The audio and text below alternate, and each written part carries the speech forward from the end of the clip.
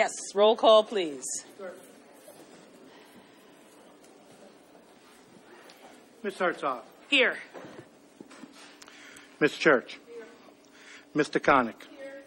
Ms. Jana. Here. Mr. Kavesh. Here. Ms. Mernon. I do know she's here too. And Ms. Robinson. Here.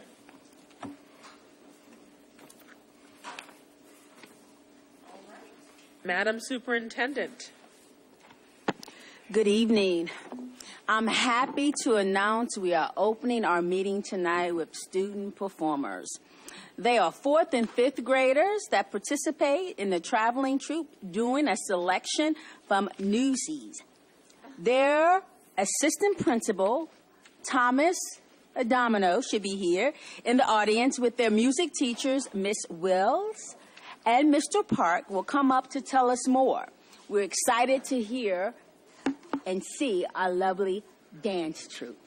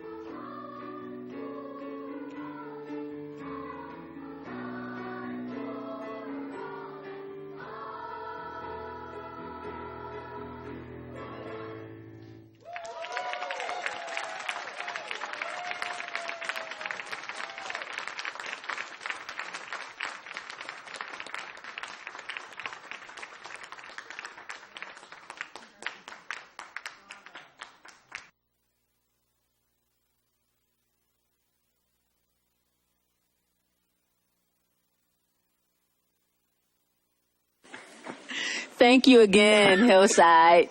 We really appreciate your performance. And now on to science technology front. Let's talk about our robotics teams, how they continue to share their talents and compete at the state level. Renaissance Middle School's TORN, Technological Organization of Renaissance Nerds, and Buzz Aldrin Middle School's BAMS robotics teams competed in their first Lego League Northern New Jersey state competition at Mount Olive High School, December 8th and 9th. Renaissance finished in the top half, and Buzz received first place for their innovation and strategy. And overall, the Buzz team came in the top 30th% out of all 80 teams. Way to go. There is so much excitement surrounding robotics in Montclair Public Schools, and we congratulate both of our middle school teams. Let's talk about our new website. Hopefully you had a chance to take a look at our new website that's been active since November the 1st. We are continuing to solicit feedback to enhance the functionality and utility of the website. For example, the departments page is under development, and locating the departments page is becoming more accessible by a drop-down tab. School web coordinators are in the process of addressing calendar events so there can be a one-stop shop to figure out all the great activities in the district. Individual school directories by name have been created so that you can easily locate a staff member by school. And we've recently converted the Gmail accounts that were on the website back to Montclair accounts. I just want you to know, for your consideration, we are starting the first ever intranet within the district, and we were hoping to be able to use our Gmail accounts, but for functionality, we wanted to make sure that our parents and teachers were able to quickly access each other. So the Montclair emails have now been added to all of the directories.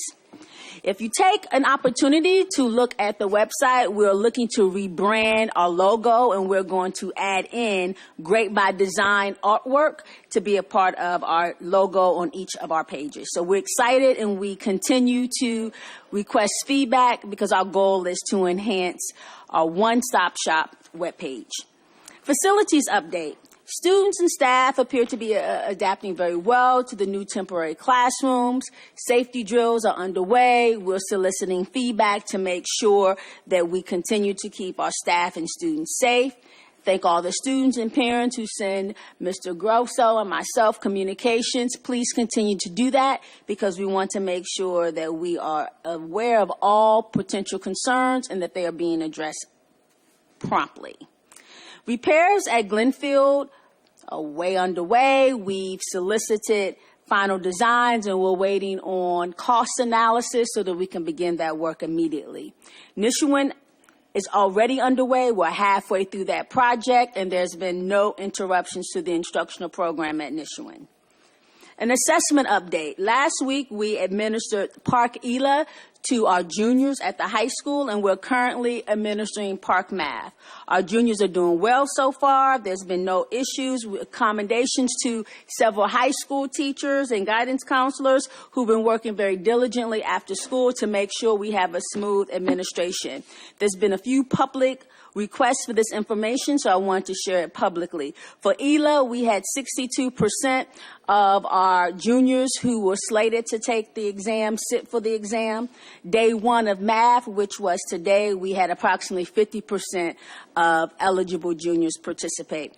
Once the test is completely over, I will come back with updated numbers. So we're looking forward to offering the assessments again in the spring as well as the summer to make sure that all of our juniors are able to meet that state-mandated qualification. We're very pleased to give you an auditor's report today for the 2017-2018 school year. I'm going to invite our business administrator to introduce our auditor so that we can have that information for public discussion. I'd like to introduce Ray Sarinelli, a partner for Misspellings, just for the board's purpose. The audit has not been finalized, and Mr. Ray Sarinelli will explain that.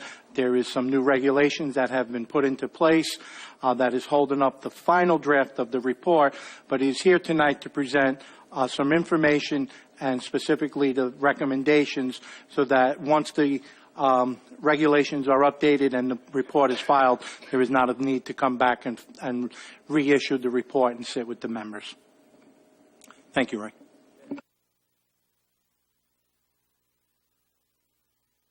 As introduced, I'm Raymond Sarinelli. I'm a CPA with Misspellings and a partner.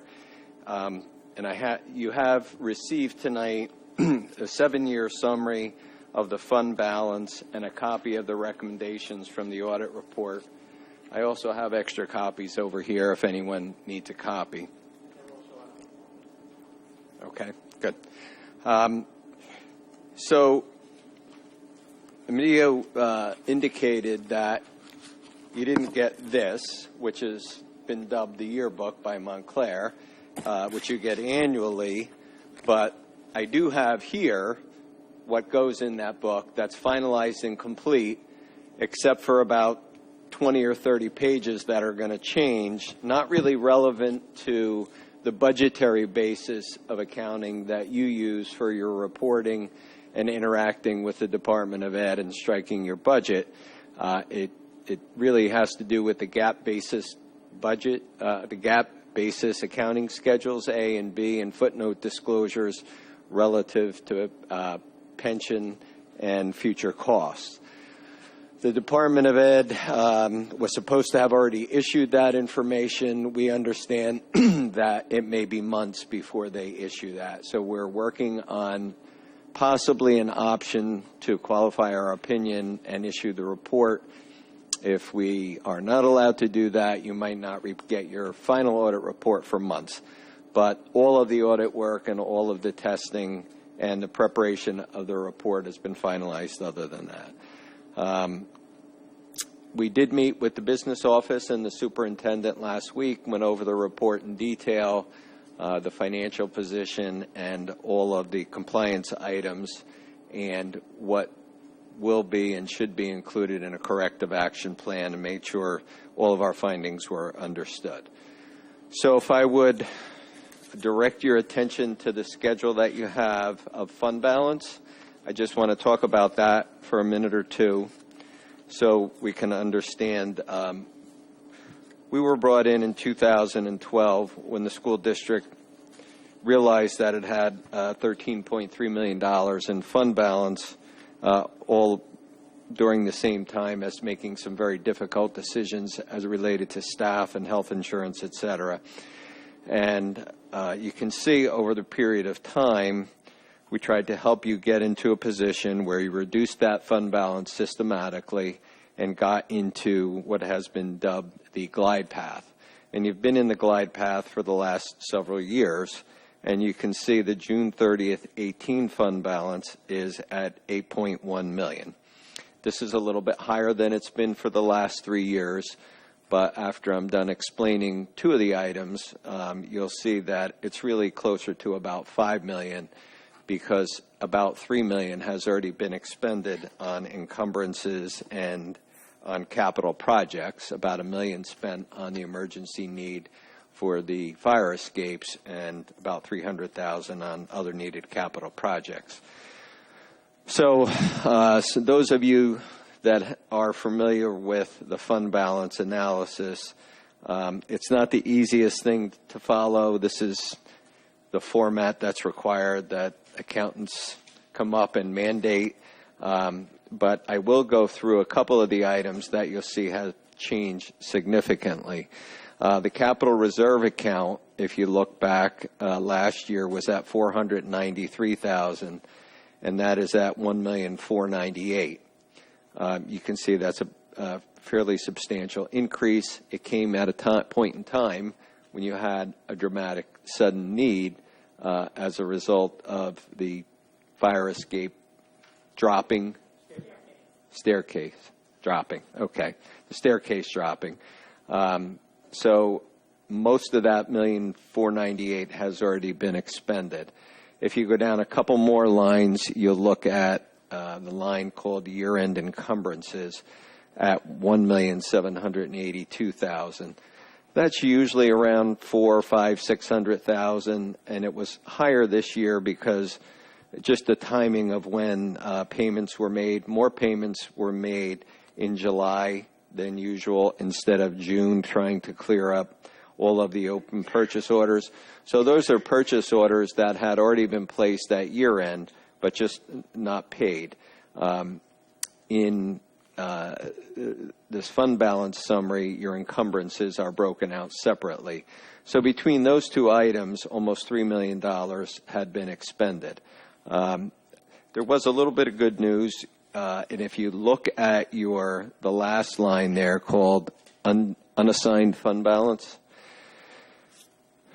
but just below that, at $3,385,000, just below that, we go through the calculation of the 2% allowable fund balance. That's the minimum prescribed by the state of New Jersey that you should retain in your fund balance. In the 17-18 year, you collected $954,000 of additional extraordinary aid above what you anticipated, so you're allowed to keep that additional amount in your unassigned fund balance. You also received a small amount of additional transition aid of about $80,000. So your unassigned fund balance went up about $400,000 over the previous year because you collected more extraordinary aid. You also see there's a modest increase, well, a nice increase in your maintenance reserve, is at just short of $1.1 million. As you're all well aware, you have a very aging school district buildings, and there's been more of a reluctance to authorize debt to do those projects. So the district has been trying to reserve some funding for future maintenance so that you could take care of your buildings to the best of your ability.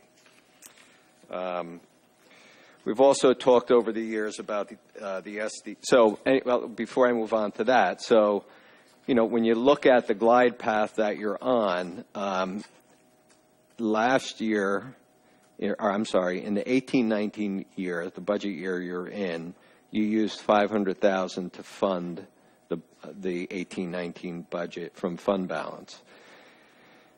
At June 30th, 18, you had $567,000 of excess fund balance. That means for the 19-20 school year, you'll have to use $567,000 of fund balance compared to the $500,000 that you've used this year. That's very stable.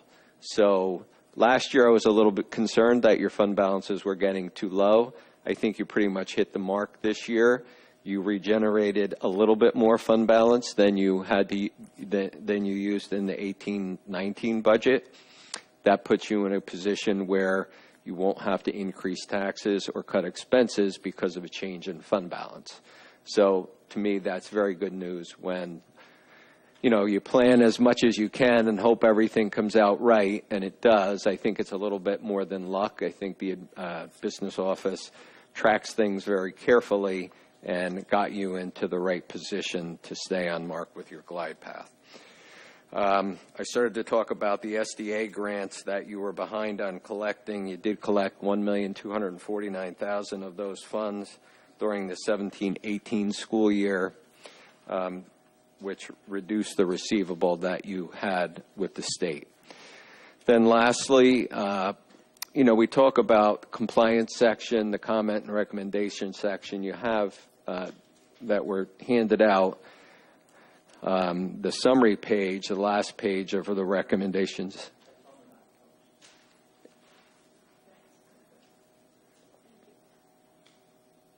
Okay. So there are some compliance items that are listed in that report. There were several this year. There were more last year. Several were cleared up. There are a few new items, which we've spent a fair amount of time reviewing with administration on how to include them in the corrective action plan. I have to say, since we've been here as your auditor, things have pretty much steadily improved each year. You address the corrective action plan We feel we do a pretty thorough audit. We do include in the report pretty much any finding that we have. I know media wants to fight with us when we include some of those things, but we feel it's our job to inform the board, and then I think they make their best effort over the next year to clear up as many of them as you can. So when the final report is issued, they already have a corrective action plan and have already implemented some of the corrective action plan before the audit was even finished. Two of the items that I think were emphasized this year, we spent a little bit more on time on the student activity accounts. You know, you have a $140 million budget, and that's where we try and spend most of our time on the audit. But in all of the schools and all of the student activity accounts, you have a little over $800,000 that goes through those accounts. So from an audit perspective, we want to look at the big money and not spend a lot of time on the lesser amounts. However, it always seems that there are more findings relative to the lesser amount because they're not as well trained. They may not be accountants or bookkeepers or CPAs or have a background in accounting. And we did have some additional findings this year, which we spent additional time looking at, trying to make sure that everything that was there was accountable. And I think for the most part, we were able to do that. Administration already had written a new manual for student activity funds back in April. We did a complete student activities manual. We rolled it out to the administration, and I'm now starting to meet with some faculty to go through it. So some of the findings that we had in the audit were already being addressed, and some training was going on even before we started the audit as it related to the student body activity. But it's an ongoing thing. I'm as sure as we're sitting here, I'm sure there's going to be new findings in the student activities again next year, and it'll probably be in there. And I know Melissa has met with many of them over the last several years trying to get them up to speed on what the requirements are. The other area that seems to be raises policy issue questions is the food service fund. Food service fund had an allowance for doubtful accounts of about $100,000, and that's where students show up without any money, and it's been the policy to offer them lunch in the past. Now, I think the policy has changed recently to more limit what students can be offered when they do show up without money, so that allowance doesn't continue to grow. I think it's going to be more limited to just the standard lunch and milk without any additional items for other Snapple and other items like that. And I know the business office now is sending out bills every 2 weeks and trying to collect some of that money. You know, a food service fund where you have an open campus they can leave for lunch is difficult to run at a profit, and to have to write off $100,000 puts more pressure on the district budget because you have to supplement that food service fund. So that's sort of, it is a summary of many hours of activities by our staff in completing the audit. I tried to hit the highlights and identify to you what I thought was important.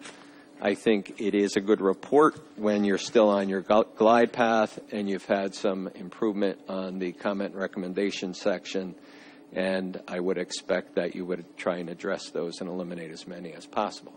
So I know you don't have a lot of information and you didn't get the book yet, but if you had any questions tonight, I would answer them. If you have questions after you actually get the book, Valerie or I will come back to a future meeting and answer those for you. Will we start at this side of the table? Questions?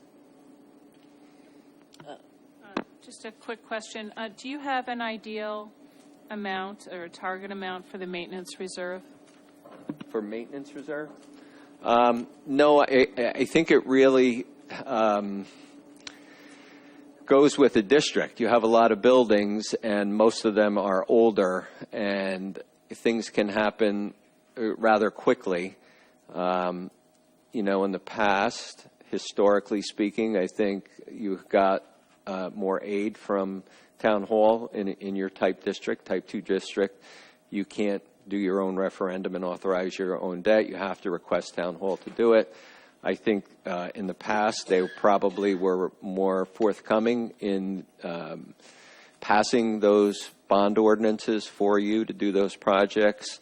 And between the buildings continue to age and town hall slowing down the funding process, obviously you had one incident where $1 million was needed almost instantly from one small incident. So I don't know that you can afford to put much more than $1 million in there, but certainly I think it's proper to have that kind of amount in a maintenance reserve. Is there some formula that you use, though, when you look at buildings, the number of buildings, age of the buildings, to determine what your sort of minimum maintenance reserve should be? No, there's not. So if we had like $50,000 in there, you wouldn't comment on that? I might, like last year, we had a pretty lengthy discussion about the difficulty of the budget, that your fund balance was too low, and that type of issue. Would I comment about only having $50,000? I probably would, given my knowledge and understanding of the age of your buildings, that you probably ought to improve on it.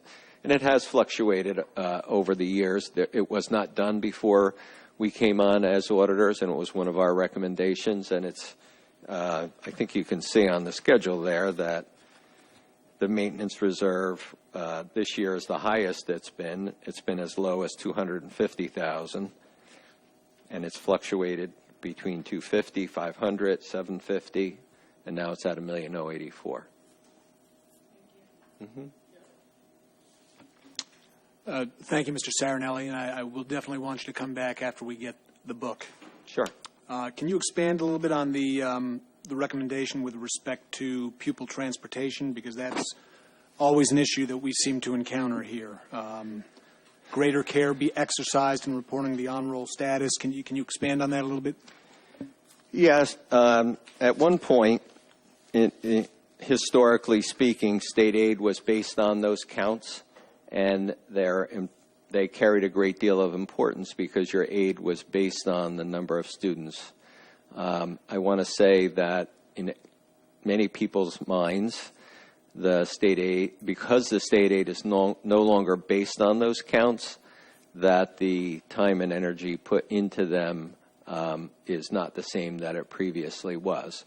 And that has been in at least the last two audits, and an area that you could use improvement. I think at some point the state may go back to calculating state aid based on student enrollment and student transportation, and that could be more of an important factor than it is right now. And that's why we comment on it. And how many school districts is Misspellings doing audits for? 75. Are there any trends that you're noticing? Well, I'm noticing that it's getting more and more difficult to do a budget each year with a 2% cap. So I think I was looking at my notes from last year, and I think it was something like the budget had increased $22 million over six or 7 years, but the tax levy had only increased $12 million over 6 years. So you've been able to meet the needs of the district without increasing taxes. I don't know how long you can continue to do that. Teacher salaries generally are at or above 2%. Along, when you start to add the fringe benefits, more and more of the funding goes to the cost of teachers, and it becomes more and more difficult to do a budget that meets all of the needs and wants and requirements of the students. I'm not surprised by that answer, so thank you very much. Sure.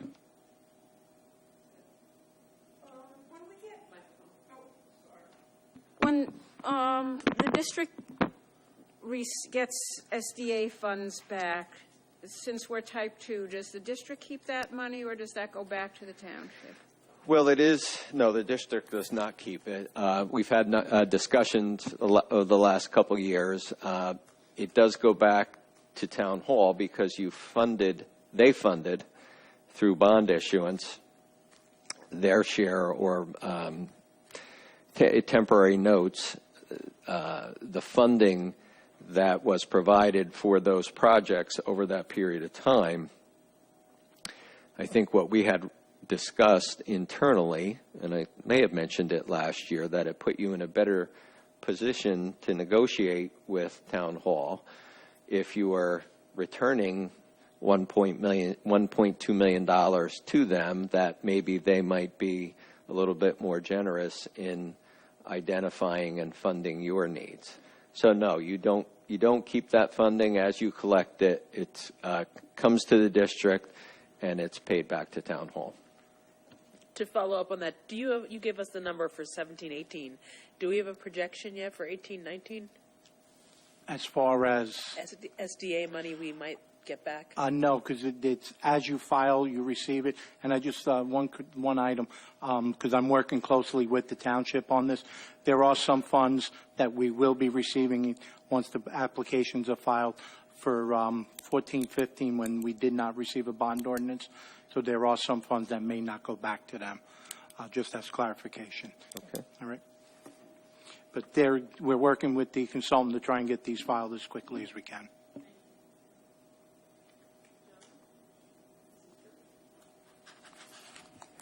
Okay. Thank you.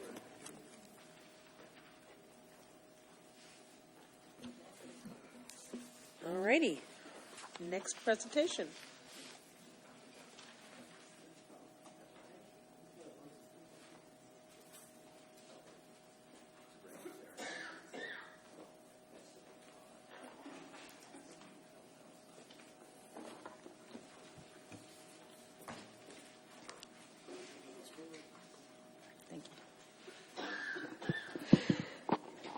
Good evening, Board President Herzog, board members, Business Administrator DeAndrea, and community. As superintendent, it is a pleasure to come before you and the Montclair Public Schools community to present a revised student equity advocate presentation. Since the original presentation we provided on November the 7th, 2018, we have had several thoughtful questions, wonderings from both internal and external partners. As a result, we wanted the opportunity to come back, reflect, and be very intentional to wrap together ideas and concepts that we can put together very nicely here that may address some of those questions. To that end, this presentation is divided into 3 parts.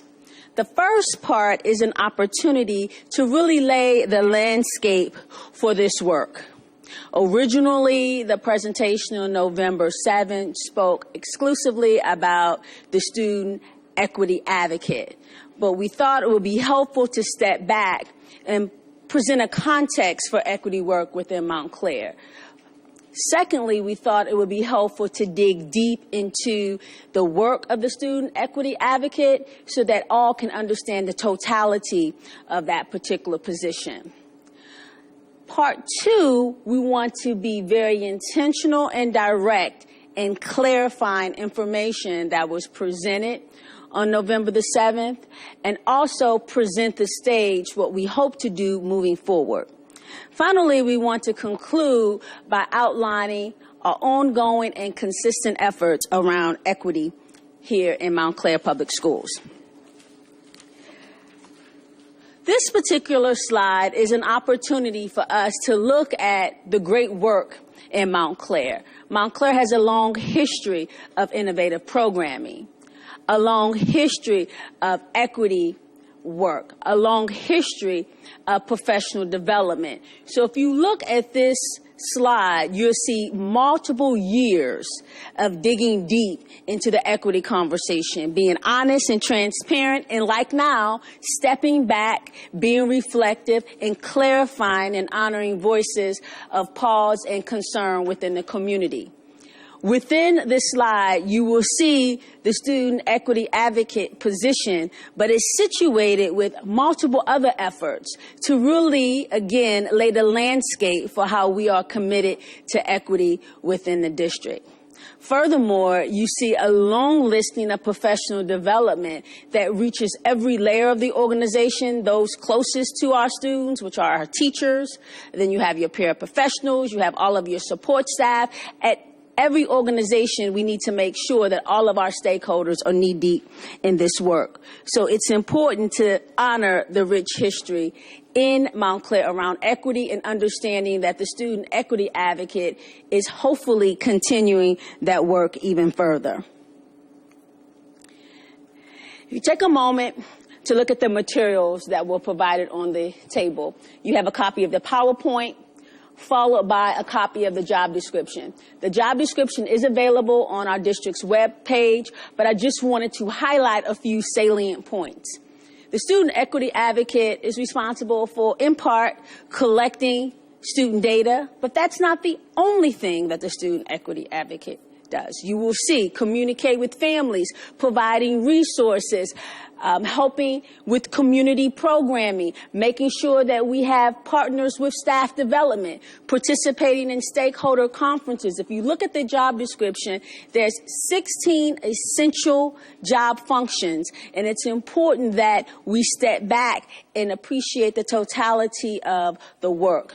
One of the essential pieces, which was spoken about at the November 7th presentation, was really uplifting and honoring the voice of traditionally marginalized students, families within Montclair Public Schools. And a part of that lifting up was to make sure that voices and concerns that may not always get to administration or have gotten to administration and maybe not addressed as promptly or as accurately as we would think, there's another avenue for stakeholders to go to and get that information to be seen and to be heard.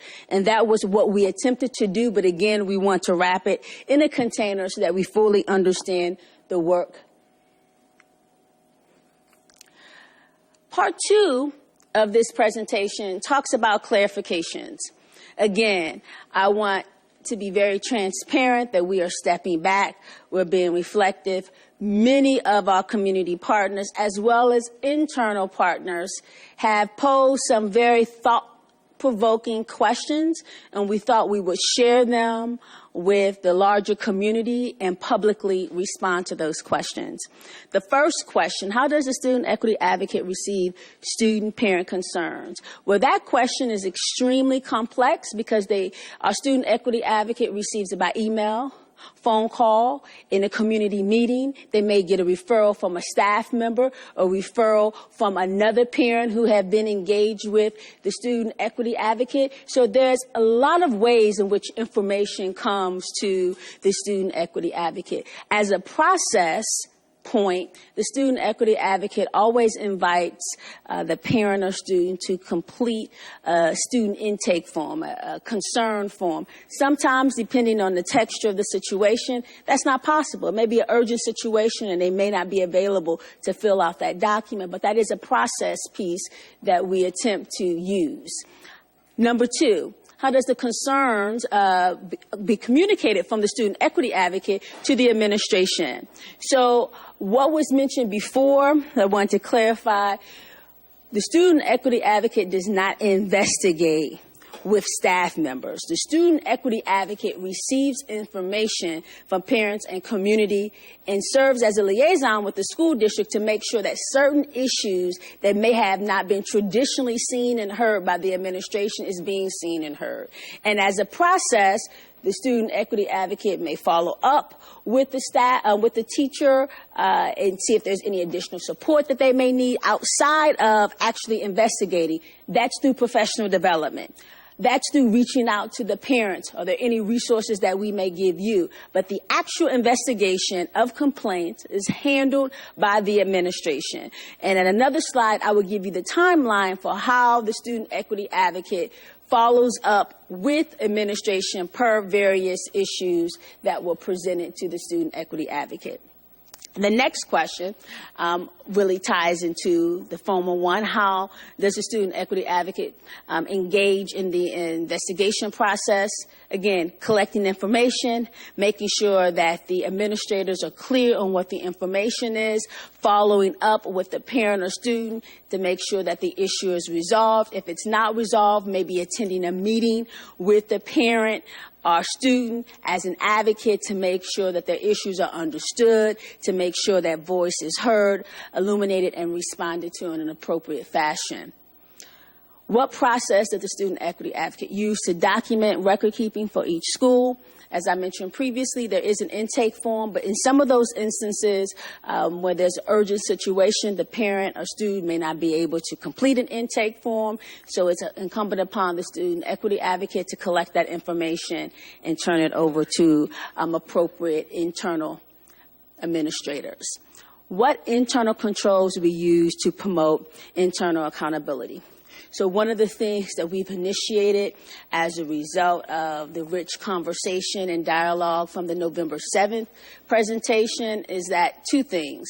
In addition to meeting with the administrators to make sure that they are aware of all the incidents that they've investigated, things that are still pending, before information is shared publicly, there's going to be a second layer of checking and accountability with the administrators, just to make sure I met with you, I understood that there may have been 2 cases, maybe 4 incidents. Before we go and communicate that information publicly, let's do another check and cross-referencing, making sure that all of our data points align. What is the plan to report information to this Board of Education as well as the Montclair community? One of the things that's underway is a couple of draft templates have been floating around to the board, and the board will finalize very soon the template that they prefer to have that information, and then Mr. Graham and I will complete on a semi-annual basis that information to be shared with the board so that they are very much aware of the work that's going on. And again, I want to step back and mention that the work of the student equity advocate is deep and rich.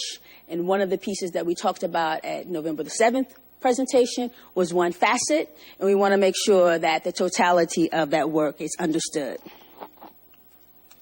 So, one of the really powerful questions that was presented by board members as well as by the public was, what are the timelines associated with each of the categories from the November 7th presentation? So we wanted to step back and publicly share this information from the time that the student equity advocate receives information that falls within these various categories. What is the timeline that it is shared with administration? And if you are interested in knowing what does academic sabotage means, on the back of the PowerPoint behind the job description, there's a quick cheat sheet, if you will, that kind of bullets out all of the various scenarios that really undergird each one of these categories. So take some time so that we can norm together what student crisis means, what racial discrimination may mean, what do we mean when we say HIB denials. So we just wanted to pause and make sure we are normed in that regard. Another part from the clarification piece from November 7th is to make sure that we understand terminology. There were 10 categories that were presented at the November 7th presentation, and there were some wonderings, how do we come up with those categories? Where did they come from? Through a qualitative analysis process called theme analysis, in which you kind of list all the things that you've been told, and then you sort those items into categories, is how these particular themes emerge. So they emerge from the voices of students, parents, and guardians. From those themes, all of the various cases and incidents will put into various sections. So last time, on November the 7th, we used the word case. And people walked away looking at the case as representing one particular student. I wanted to pause and clarify that from the November 7th presentation, it should have been an incident. So instead of saying a case, meaning one individual student, we should have said an incident. So here's an example. You may have 2 students before incidents because each student is alleging 2 different instances of concern. So little Kendra may be saying that, hey, I had an issue, an academic issue, as well as I had a HIB denied. So that's 1 case, but 2 incidents. So we wanted to make sure that moving forward, when you hear the word case, we're talking about the number of students, and then we're going to use the word incident to talk about the number of alleged allegations. Also, because the work of the student equity advocate is really about helping us not only illuminate voices of students and families that have been traditionally marginalized, but to also help us as a district challenge some of the internal processes that we have and disrupt practices that serve some better than others, and make sure that we are norming how we are treating and responding to all of the needs of the students. So moving forward, our goal is to communicate the information at a district level and look at district trends that can help us get better. This slide that's presented here is an opportunity for us to, again, be clear and direct to clarify information that was presented on November 7th to now. So you have the name of the school in the first column. You have the number of cases, which were actually incidents from November the 7th. And then today you have the number of incidents, and in parentheses, I put in for you the number of cases. So let's do a for example. So for Buzz, Aldrin Middle School, for example, on November the 7th, we said that there were 13 incidents. When we went back, looked at the numbers, that was an error. There was actually only 8 incidents, and those 8 incidents represented 3 students. So let's do another example. Let's look at Glenfield Middle School. On November the 7th, we reported that there were 5 incidents. Looking back, scrubbing the data, talking again to the administrators, looking at incident reports, there were actually 2 incidents that represented 2 students, so 1 incident per student. So our goal is to, 1, make sure that we are communicating accurate information publicly.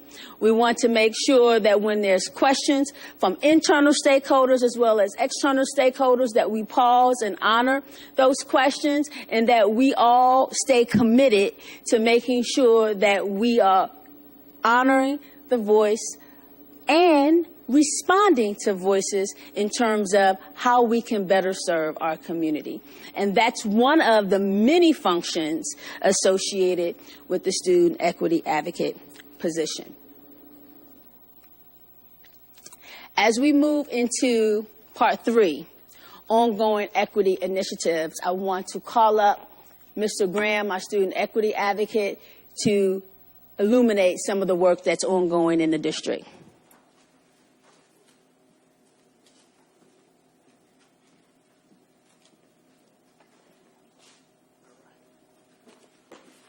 Good evening.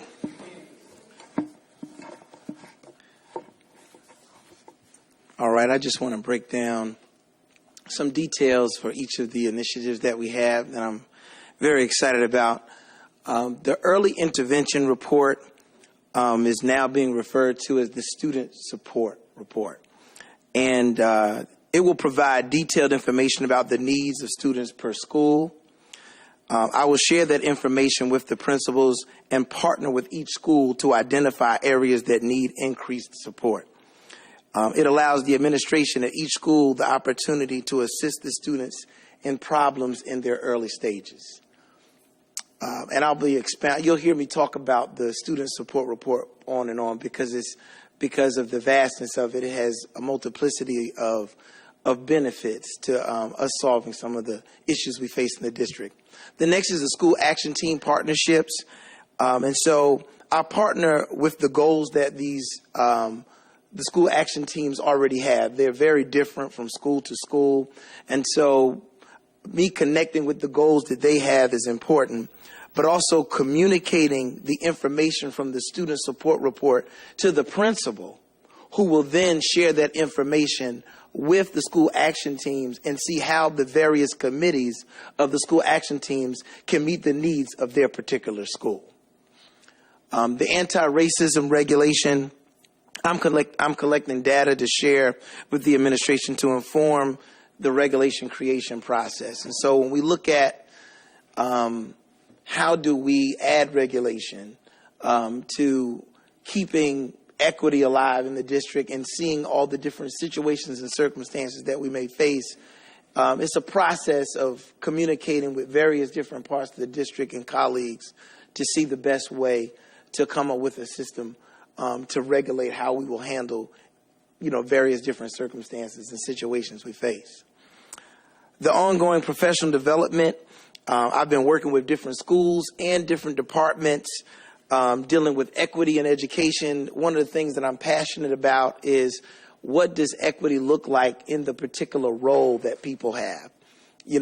Equity is a great concept, but I believe that in professional development workshops, we can talk about, well, what does that look like in a math class? What does equity look like in an English course? And so it gives us an opportunity to talk about implicit bias, to talk about cultural responsiveness, so that we can begin to mold and shape how class is conducted so that all students, regardless of their background, their potential is being maximized. Decreasing grade repetition. This is something else. Well, I'm excited about all of them, but I've been communicating with both the principals and vice principals at the high school, but as I'm looking at it, throughout the district, but really trying to keep the students. There's such a fight when students repeat a grade on a multiplicity of levels, and just trying to partner with the various different arms, like the administration. I have a conversation with them, the guidance counselors, the teachers. Depending on the challenges that some students face, it's also a partnership with the SAC counselors. And it's a wraparound support system that is not used just for decreasing grade repetition, but even for some of these other areas. Because as we well know, students face a variety of different circumstances. But trying to get students to that first time they get a grade, capture when they're having struggles so that they don't have to repeat that grade. Next is increasing students of color graduation outcomes, monitoring our students of color that are seniors, and identifying challenges that they are facing and providing the necessary support for graduation success. And like previous, it includes a collaboration between administrators, guidance counselors, SAC counselors, and the tutorial and mentorship programs that we have in the district. One of the things that I'm really passionate about is making sure that students are aware of the resources that we have. And a lot of times they may be right next to a tutorial possibility, a mentoring possibility that they may not be completely aware of. And so bringing all of these supports and creating kind of a village around the concerns of the students in this particular instance to help make sure graduation takes place and increases our outcome of students of color graduating is a goal. Leveraging partnerships. I've been meeting with departments in the district, meeting with various different district partners and organizations that have already maintained partners with the district, and just trying to strengthen those connections. I met with many of them who kind of gave me some ideas and addressed some concerns, and we found some ways to strengthen their ability to help the students in our district. The supporting administrators and school outreach to families.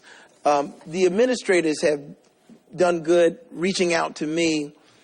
Let's say they have a family that is lacking some resources. Sometimes they'll reach out to me to see what I could possibly do. I know I partnered with one of the principals in terms of helping a family get after school program, to get some access to technology for the family that did not have it, connect them to Wi-Fi services. And so Sometimes the administrators of the school will reach out and say, it may be something as simple as, we've been calling this particular family, students been struggling with attendance, and none of us seem to can make headway.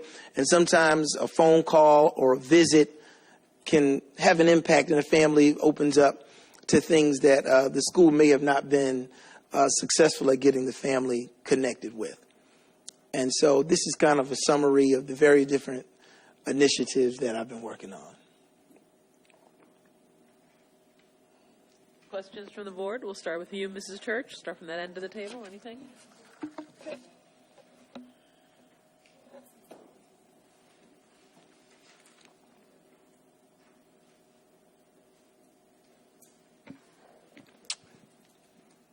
Mr. Graham, thank you, and don't take offense at this question. Have you felt, shall we say, kneecapped since your November 7th presentation?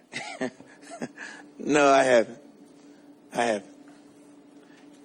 have not. Yeah. Ms. Mernon, Ms. Robinson, questions? I just have two things. One was I really appreciate the definition. Oh, sorry. I really appreciate the definitions with each category that are laid out in the attachment. Yes. And do you envision these being sort of living definitions, like as you use them, if there are rough spots in there where people are tripping, do you expect you would update these definitions as you go, or you feel I would imagine the work would dictate anything that needs to be added or, reformed, because it's coming from real life situations. So. Sure, thank you. And then I just, I'm wondering if you can comment at all about what you see, and maybe you're not that far into it yet, but are students that are going off to college or just off into life, it seems like there may be some benefits to really being thoughtful about, are they exiting with all the tools that they need in terms of knowing the challenges they're going to face, hearing maybe from recent graduates about what they've seen, especially at various campuses, will feel different to different students. Students are going to feel supported differently in different campuses. Has there been any thought around, or is that something you think you might have on your radar in the future? It's on my radar. I believe superintendent and other meetings have talked about career pathways and better positioning our graduates for life to come. And so I know that there has been conversation within the district, we even administration at the high school, on what are some ways we can better prepare the students. And so it's still in a conversation and gathering data stage. But I definitely, it's something I'm excited about on my radar. Thank you so much for this. Absolutely. Hi, thank you for the report. I was just interested in the part about increasing graduation outcomes and the decreasing grade repetition. Do we have data on how many, are we really having a lot of students who aren't graduating? And is there a lot of relationship to the fact that they may have been made to repeat grades and that kind of lose their motivation? I mean, I don't know what our data is on how many students don't graduate. Well, we can share that data at a later date, but it has been a challenge. What I've seen is students that repeat, let's say, for example, at ninth grade, it gets tough to get to the finish line. And so, but that's data that I can definitely look into and report. Yes. So, Boardman Robinson, we have looked at that data, and our students actually do graduate. The issue is how long it takes them to graduate. So our students are persisting, so that's great. We have a lot of credit recovery. We have a lot of programs at the high school. Our challenge is that once our students get behind, they're in their fourth year, but they have credits of a sophomore, or they're in their third year, have credits of a freshman. So we have a good persistence rate. Our kids stick out, but it's difficult, and they get discouraged.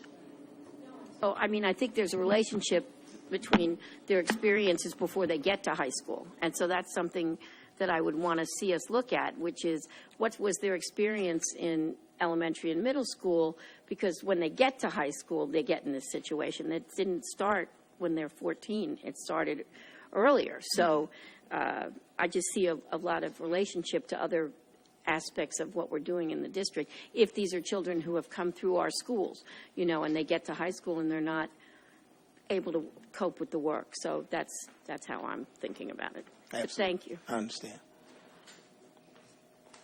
Thank you very much. And I think it's helpful to see the things that are going forward as well as the things that have already been done and the totality of the work that you do rather Yes. than just sort of a narrow snapshot.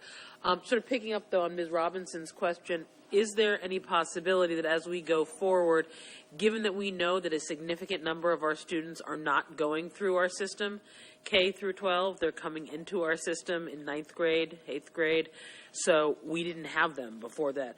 Is there a possibility that we're going to start tailoring what we're doing for students depending on when they actually entered our orbit? Or do we not know that yet? There's a conversation that we're having right now.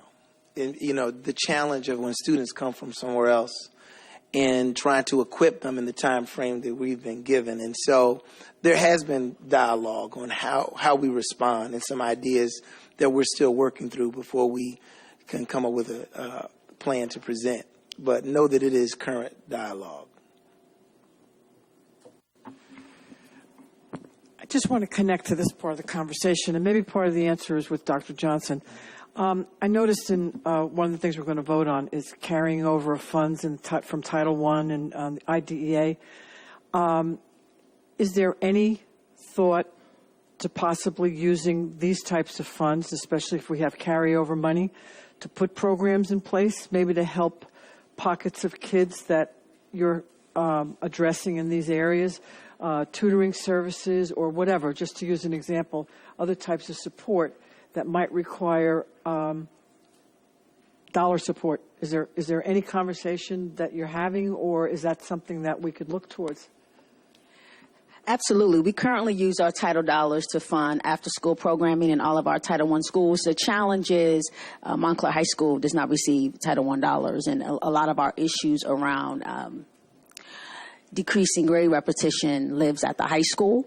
But in terms of the carryover dollars in schools that receive Title I dollars, which is 6 of our 11 schools, there's definitely funding for extended day. There's funding for additional support during the school day.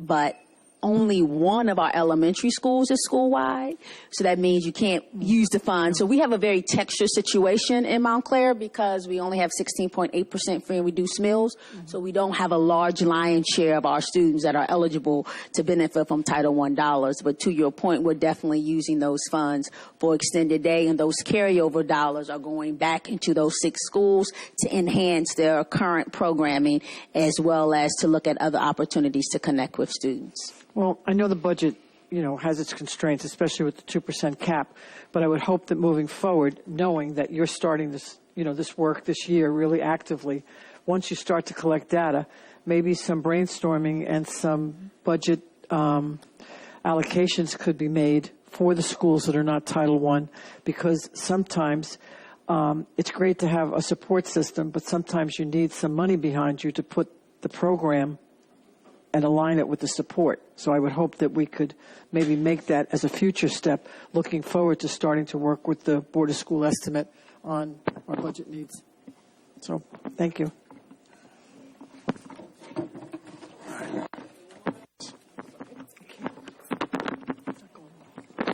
Thank you for this update. You were talking about your community support. Have you been able to increase your interaction?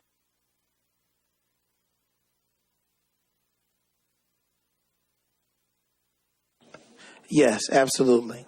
And, I'm looking forward to some of the plans that we've moved on with each of them, because all of them, they have different interests. And what was meaningful about my meeting with them is coming up with a systematic way to utilize their support, so that regardless who's in my position or who's reaching out, but it has been good.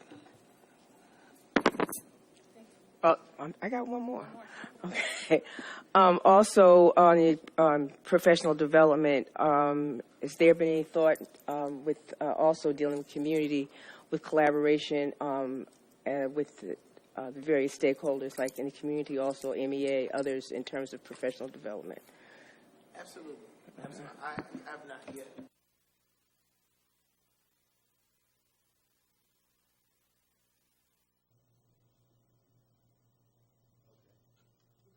Yes, the professional development that we're putting together will be, open to various different aspects and departments within the district that will benefit them as well as others. Yes, indeed. Sorry. Thank you.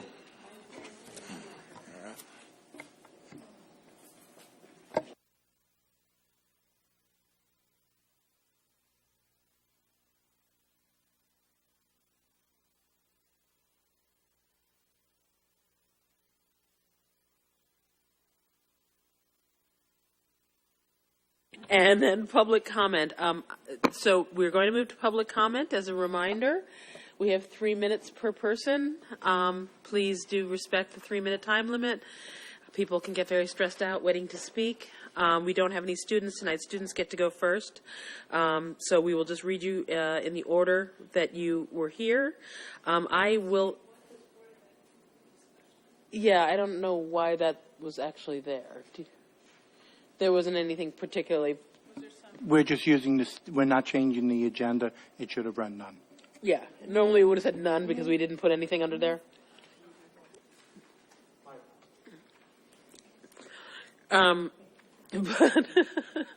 But I'm actually going to exercise some presidential privilege for Board of Education discussion because I have a really bad cold and this is my first day out of bed and I have to go home now. I'm sorry. So I'm going to hand over the public comment sheet to Mr. Kavesh. And on my way. On my way out the door, I want to wish happy holidays to everybody, happy New Year to everybody, since I won't be seeing you again before the holidays. I want to thank my fellow board members for their hard work with a little gift. I appreciate. We don't always agree on everything, but that's for Latifa. This is for Joe. There's no ethical violations by us accepting? Eve. This is coming out of my pocket, so I think there are no ethical violations whatsoever. This is for Anne, and this is for Priscilla. So thank you to my colleagues. I have a little something for each of you, but I will see you on Thursday, and I will share that with you then. Again, thank you to the public for bearing with me for a moment of holiday cheer before I go home and proceed to no longer breathe anywhere near my colleagues, which is probably the only present they want. So, Mr. Kavesh, the comment is yours. Ms. Jana will time you, and we'll let you know when you have 30 seconds to go. I wish everyone a very happy holiday. If it has to work, you can still miss. Is it working? Pressing.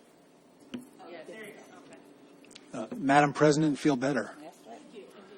Thank you all. First up is Dr. Jeff Zylstra, followed by Noah Gale.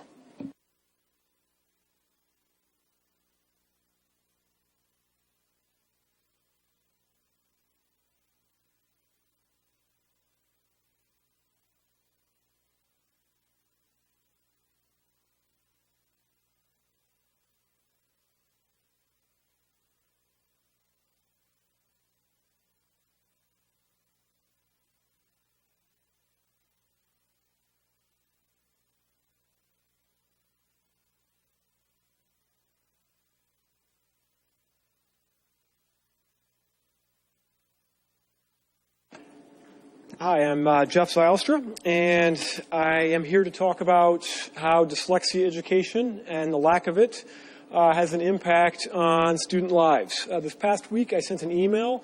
I hope all of you received it, that addressed identification of students with dyslexia and screening. It addressed communicating learning profiles to families. It addressed research-based curriculum and pedagogy, and it asked for a coordinated initiative to deal with dyslexia education. These requests are not abstract. They are things that have an enormously tangible impact on our students' lives. And what I have for you today is a graph that shows the reading trajectory of one of Montclair's students over the last several years. About 2 years ago, I brought in something similar for you. This is a different student. I've got permission to talk about both these students, and this student has a slightly different profile than the one that I brought to you 2 years ago. You can see there on the left, in the box there, the IQ range of this student. You can see that they were diagnosed with dyslexia. There's no other major educational issues. There's some minor speech articulation issues, but no ADHD or anything like that. This is a simple but significant case of dyslexia here. You can see, starting out to the left of the first vertical line there, that progress is slow. This student enters 6th grade, reading at roughly a 2nd grade reading level, and this is on the Gray oral test of reading. So this is a student who has gone through 25 batteries of special ed tests. This student's case manager believes that they are the most tested student in the district, probably spending over 6 weeks straight of testing in a special ed setting. This is the result of 7 different GORT tests that you have in front of you right here. The data is strong. What happens in 6th grade is the district puts this student into a tutoring program outside the district that's focused on dyslexia. This is the first time that progress is made. So something a little weird happens here in 6th grade. The GORT is rewritten. So we move from the GORT 4 to the GORT 5. The gap there, I wasn't able to sort of finesse it, in my software, so you get a little gap. Thanks. Okay, so this student basically goes into 7th grade reading at a late 1st grade level. At this point, the student goes out of district, where the student is making significant progress, approximately a year per year. At the second vertical line, they come back to district.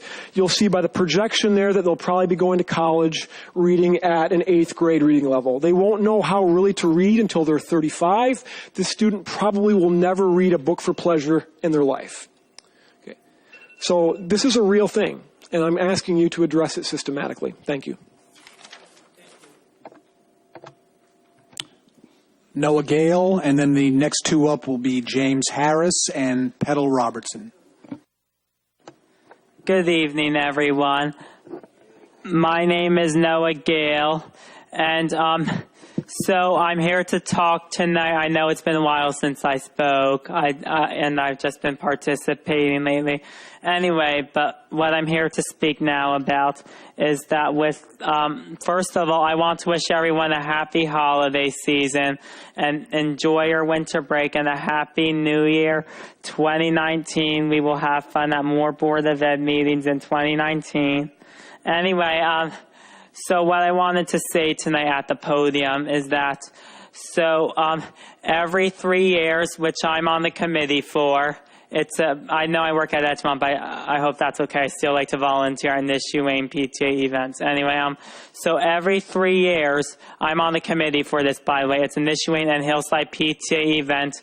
It is something called the Fireball. It's a triennial fundraiser to raise money for the schools in Montclair, especially Nishuane and Hillside. And I wanted to say that as a class of 2008 alum of Nishuane, I'm on a committee with the Fireball committee. It's a PTA event. They have raffle. Save the date, by the way. I know April 5th seems many months from now, but save the date because I want to put it out there now. The Nishuane and Hillside PTA event, triennial fundraiser known as the Fireball, is Friday, April 5th, 2019. Thank you. And before I go, I just wanted to say that it's a lot of fun. They have raffle baskets there. They have, one year they even had a raffle basket for a trip to the Barbados. I know, fancy, right? Anyway, and they also have something called, they have raffles such as teacher time, where you get to spend a day outside of school, by the way, with the teachers,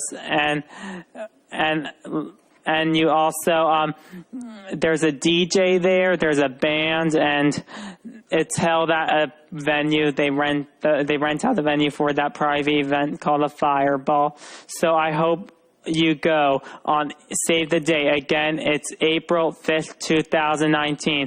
As the person on the committee for the Fireball with Nishuane and Hillside, I will follow up with you later. And we'd love to have all the Board of Ed members come to that. Thank you. Thank you. James Harris, followed by Petal Robertson. Oh, and Dr. Johnson, too, we'd love to have come to the Fireball. Good evening. My name is James Harris. I'm here representing the NAACP. And first of all, I want to thank Dr. Johnson and Mr. Graham for that presentation and the clarification. Mr. Graham has been extremely available and responsive to all of our outreach. And Dr. Johnson, you have the record of being the most responsive superintendent I've ever met. Emails immediately response, and we appreciate that. The student advocate position, if you recall, has been controversial. Even from the time it was in the budget, it took a while to get it actually approved. So I'm hoping that some of the things that are coming out is exactly as we thought it would. If you recall, that position was created as on top of the assistant superintendent that was part of the achievement gap report. And let me say this as honestly as I can. Race matters in Montclair. And I hope that the reaction to some of what we're hearing is not based on racial responses to things that people don't want to talk about that really needs to be addressed. That position was created because there were some people who were left out. There were some people who didn't feel they had access. There were people who felt like their concerns were not being met. So I just want to appeal to the board to understand that some of the things that Mr. Graham is going to report is not going to be popular. And for those individuals who would like for things to continue, that can't be allowed to happen. I do want to find out, where are we on the response to the achievement gap? I was part of the achievement gap, and the first top recommendation was the employment of an assistant superintendent to deal with the recommendations. Well, the assistant superintendent has become the superintendent. So are we in the process or nearing a search to replace that position, and will that position be the same as it was when it was originally advertised and formed? I do want to also indicate that I'm concerned. I want to know with what's going on, there was a $5 million bond issue passed to deal with community college, vocational education, school safety, and water.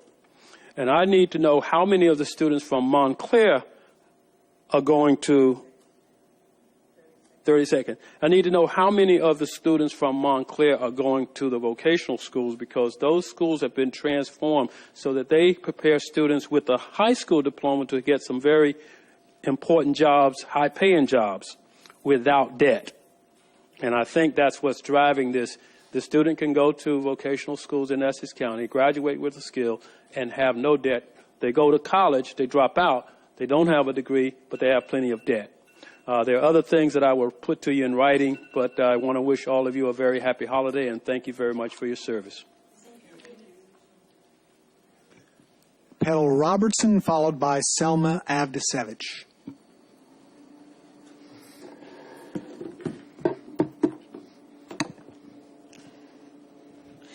Thank you, Dr. Johnson and Mr. Graham, for your presentation. Please excuse my voice. The presentation, combined with the communication Dr. Johnson sent to the association, does leave us with some more questions and concerns, but we'll submit those to you in writing after sharing with our membership. Regarding the Student Equity Advocate's initial presentation on November 7th and Dr. Johnson's representing of his work tonight, the concern, and I can't stress this enough, of the Montclair Education Association still remains the same. It was then and is now advocacy for all students. And if that comes in the form of a student equity advocate, of a board, of an administration, of a teachers, whatever it is, our concern is advocacy for the students. Therefore, we still state our concerns for students in process. While we appreciate the superintendent's desire for a fresh start, because that is a good thing, a lot of us do that every year with our resolutions, right? So like research shows us that the most common New Year's resolution is to lose weight. I've got that. So, however, more than 80% of all resolutions fail, and the reason given is the lack of accountability and real resolve. You see, if you're trying to lose weight and there's no trainer or app holding you accountable for your actions, you're more likely to go wild when it comes to eating. And part of the reason for that is the lack of resolve. If you don't first identify what can possibly be causing your issues, you're more likely to repeat your mistakes. I say this to say that simply presenting again several weeks later, still without documentation and substantial responses to those stakeholders like ourselves who have questioned, is like a futile resolution. Without accountability, we will be here again. So our request is for real supervision and real accountability. Accountability that vets all information before it goes public. Accountability that documents and adequately and appropriately follows through on every single student's concern.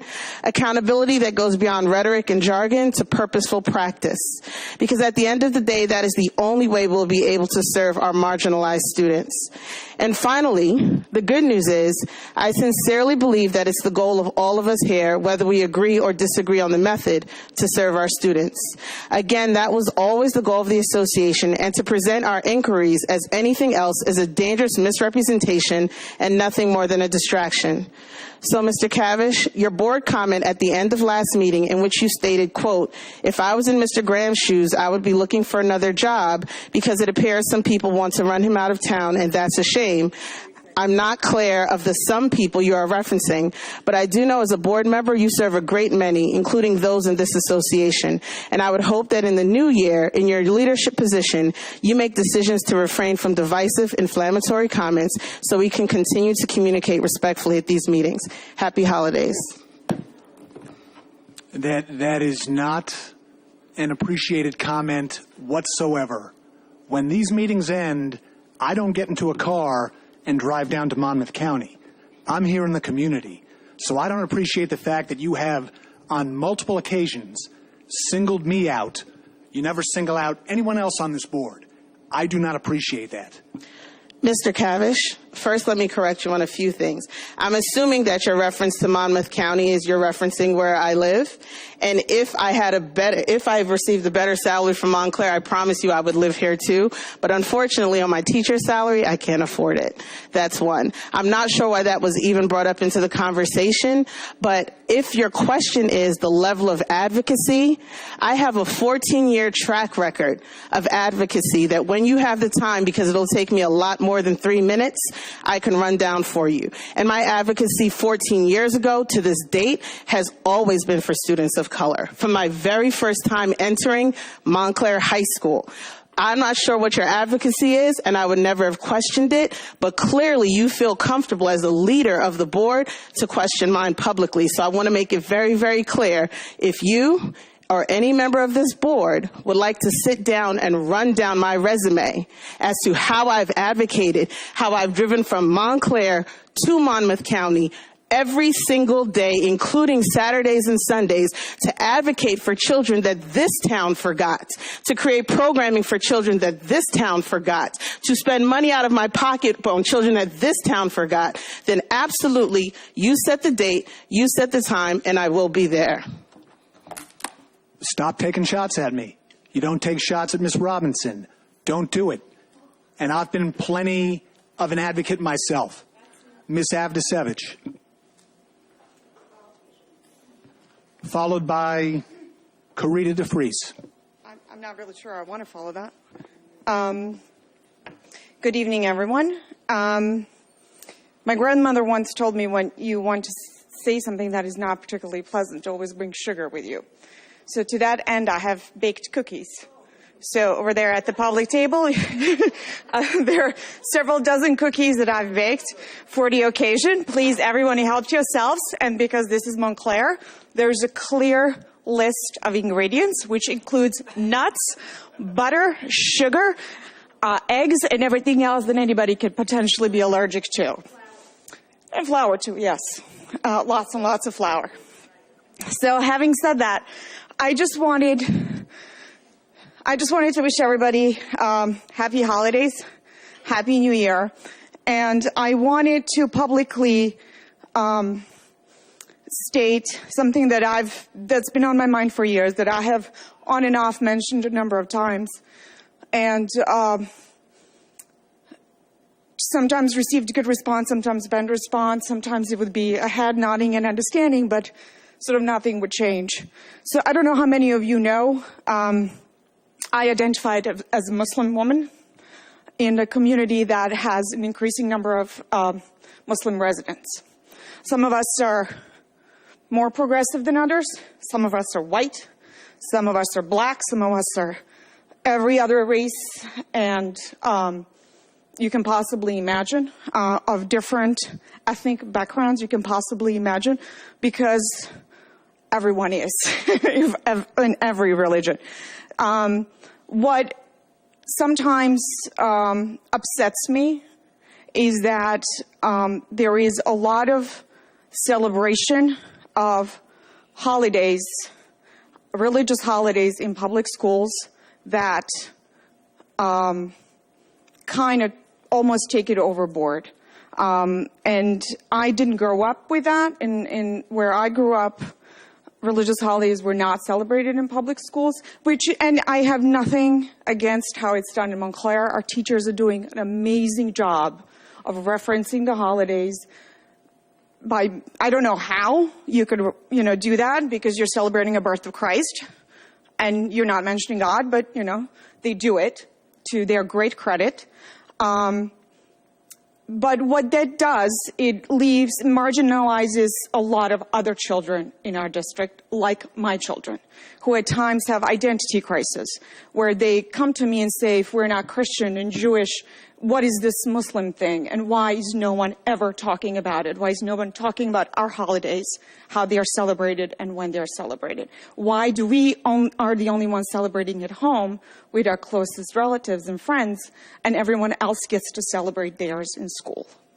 I have discussed this with friends who are Hindu and Buddhist, and they have exactly the same concerns, and I just wanted to bring it to your attention. I'm not asking for anything. I want you to think about it and how it affects our children. And I hope you all have happy holidays and enjoy the cookies. Thank you. And Happy New Year 2019. Ms. Dafrice, followed by Marcelles Semideres. Hello, good evening, peace. My name is Carida Dafrice. I'm with National Independent Black Parent Association, otherwise known as NIBPA. I don't see Mr. Graham in the room, but I wanted to first start off by thanking him for his detailed presentation on November 7th. I was here present for that, and it was an eye-opener. And unfortunately, if you all are really serious about doing this work of undoing racism, we're going to have to tell the truth and be honest with ourselves about what's going on in this district right now. And that's what Mr. Graham showed me. Nobody else is collecting the data that he collected. Nobody else was able to present that to me. And as a black parent in this district, I'm very, very excited about the student advocate position, because I have a son who was bullied for 2 years, and I had no one in my corner to fight that with me. So now to know that I have that is amazing. And,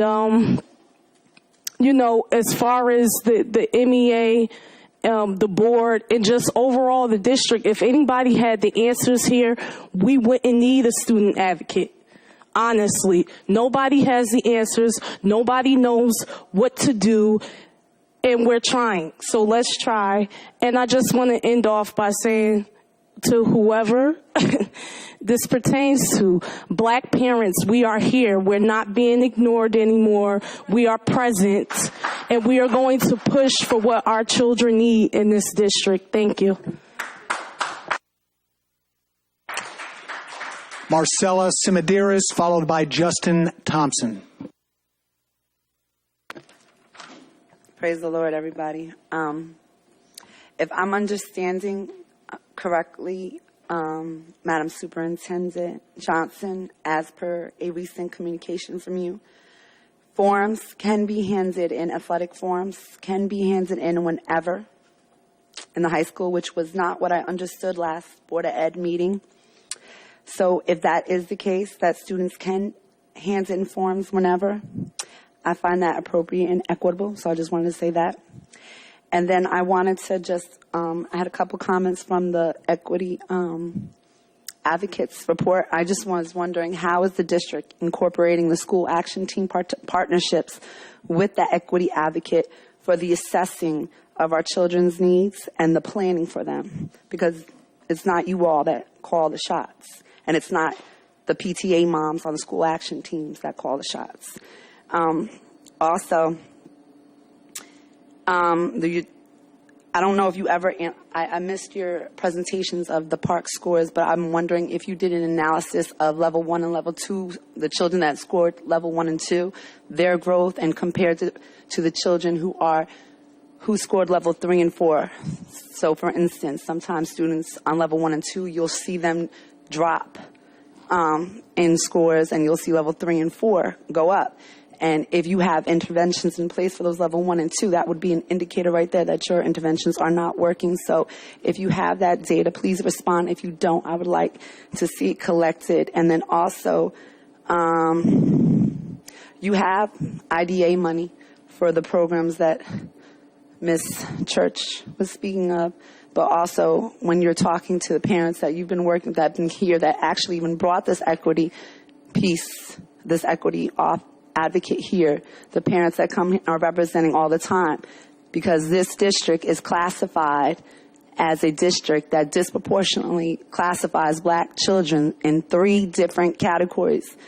And that means you have to spend 15% of your IDEA money on interventions for regular ed children. And you have, I think, $340,000 for that.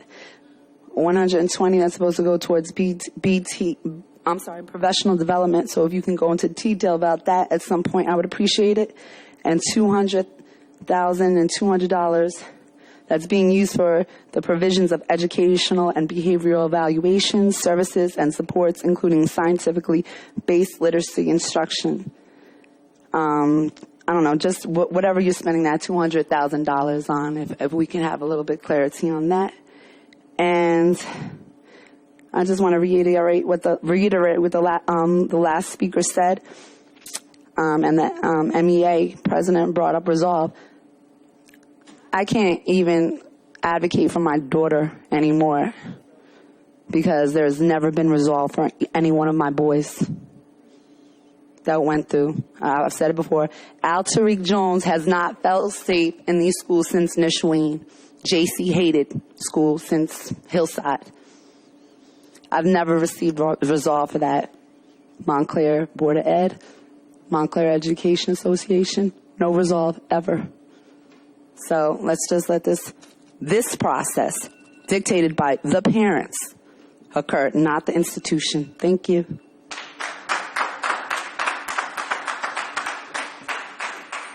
Justin Thompson, followed by Kellia Sweatt.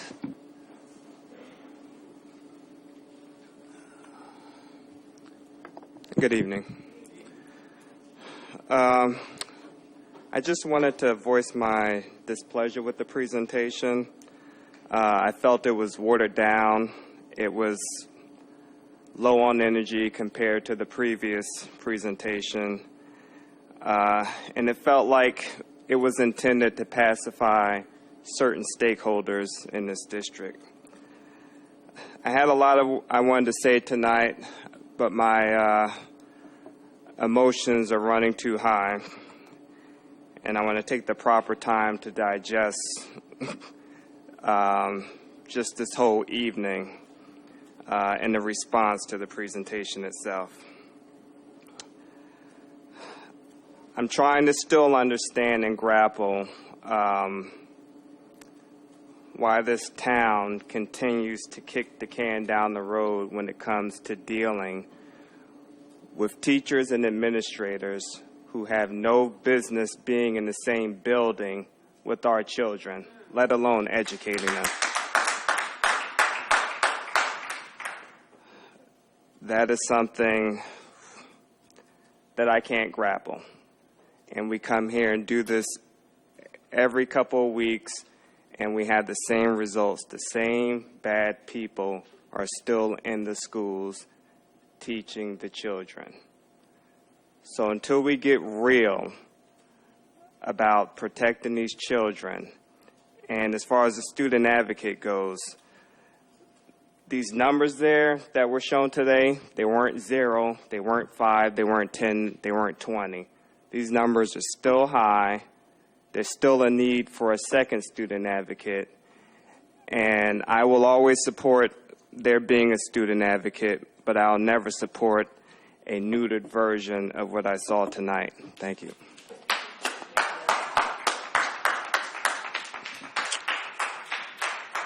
Kellia Sweatt. Good evening to you.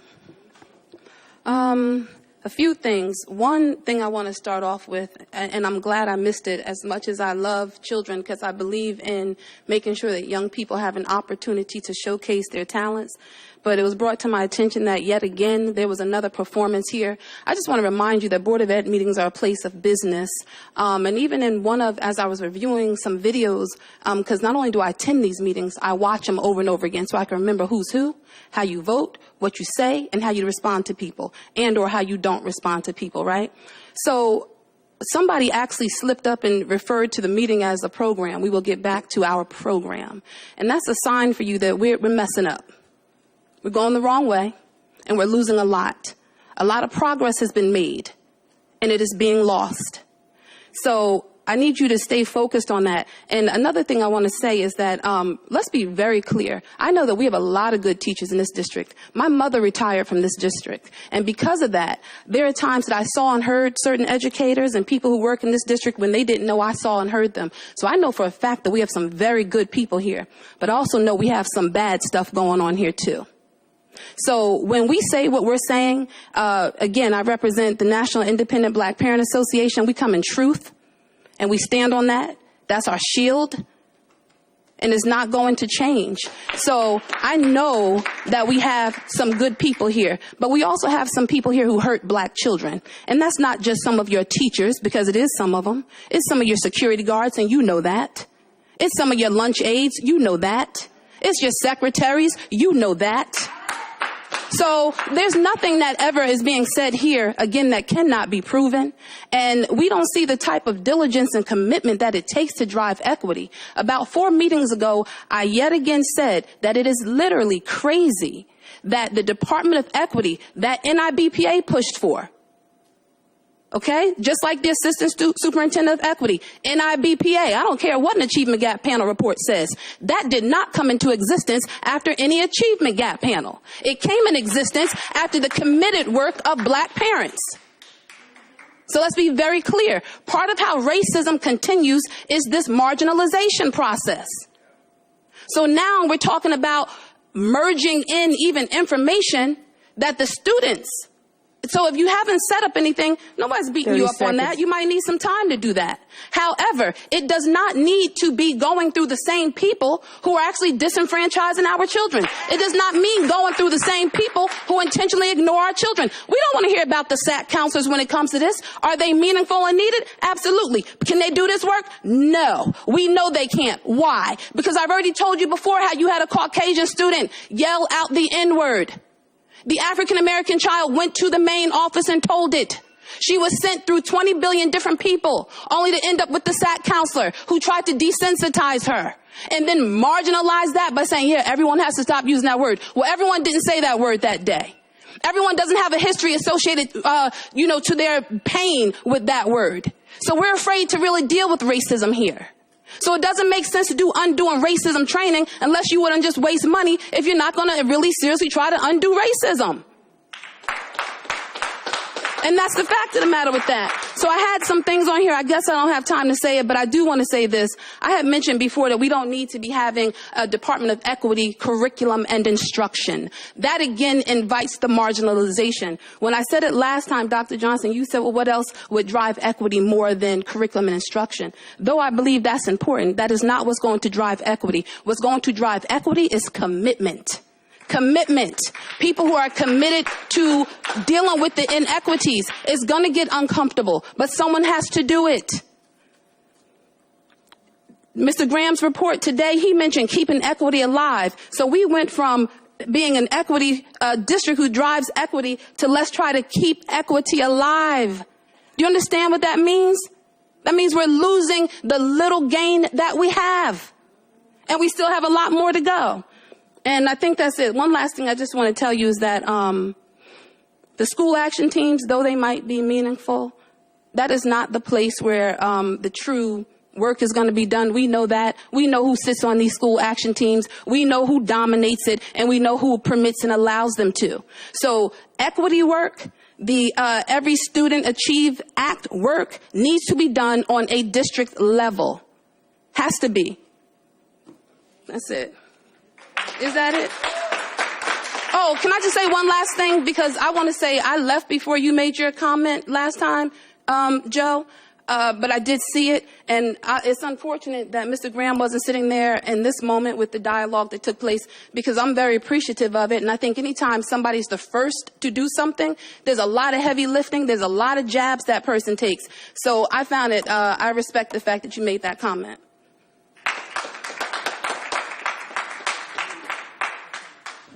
The superintendent will respond to many of the comments. In terms of the personnel update that Mr. Harris presented, I'm currently vetted several candidates to begin the first phase of the assistant superintendent position, and this speaks to Ms. Sweatt's comment regarding the combining of the positions. At the beginning of last year, it was recommended that the Assistant Superintendent for Equity and the Director of Curriculum and Instruction be combined, and I still stand by the recommendation that was presented, and I'm going to say it again. Equity in a vacuum doesn't move the agenda forward. We've talked about what's going on in classrooms, what students are experiencing, what materials they are experiencing, how they are validated. We heard about religious ceremonies that exclude some and include others. That is all about an equity conversation, and to have an isolated position that focuses outside of the classroom, outside of teaching and learning, in my humble opinion, is not the best way to move the work. If you look at the totality of the department, having an equity, assistant superintendent for equity, curriculum, and instruction, having a student advocate, having a restorative justice teacher on assignment, building a team that's really focused on the work, you can really push out equity in a meaningful and thoughtful way. So the first rounds are going to be underway. I'm going to be getting the screenings, and at the next board meeting, I will give you an update. In terms to the physicals, I want to reiterate, if I wasn't clear the last time, we never changed the process from allowing our athletes to submit physicals throughout the day. The challenge, and what I tried to speak to last time, is that those physicals are often incomplete. So even though the students are submitting the physicals on time, there's a lot of calling the students back, reaching the parents. This piece wasn't completed, that piece wasn't completed. But we never stopped not taking the physicals. What has happened is that it really hasn't shored up our process because the physicals are not complete and often are not processed. So we are always open to enhancing our processes. We want as many student athletes as possible to be on our teams in a way that's going to be inclusive of families. So I welcome ongoing engagement in that regard. As it pertains to the question regarding how we're using our early intervening services dollars, I can tell you last year we used approximately $60,000 plus on Linda Mubel training. That's a structured literacy program, and we use that with our general education population as required by the law. I can follow up to find out how we use the other $140,000, but I know for sure because I was a part of the Linda Mubel training, and that training is ongoing with our general education environment as a part of our early intervening services. I also would be remiss if I did not speak to the comment around the low energy of the presentation today. I also believe in speaking truth. And the reality is some of the information presented on November the 7th was incorrect. And we were called to task to correct that information. We have a responsibility to communicate effectively, honestly, and correctly. So we went back, and I personally checked the data, and we presented the data. We corrected it. We still have work to do, but we cannot do this work if we don't acknowledge that there's some processes and some reflection that we have to take. And I think we build credibility as a system when we honor the fact that we need to step back.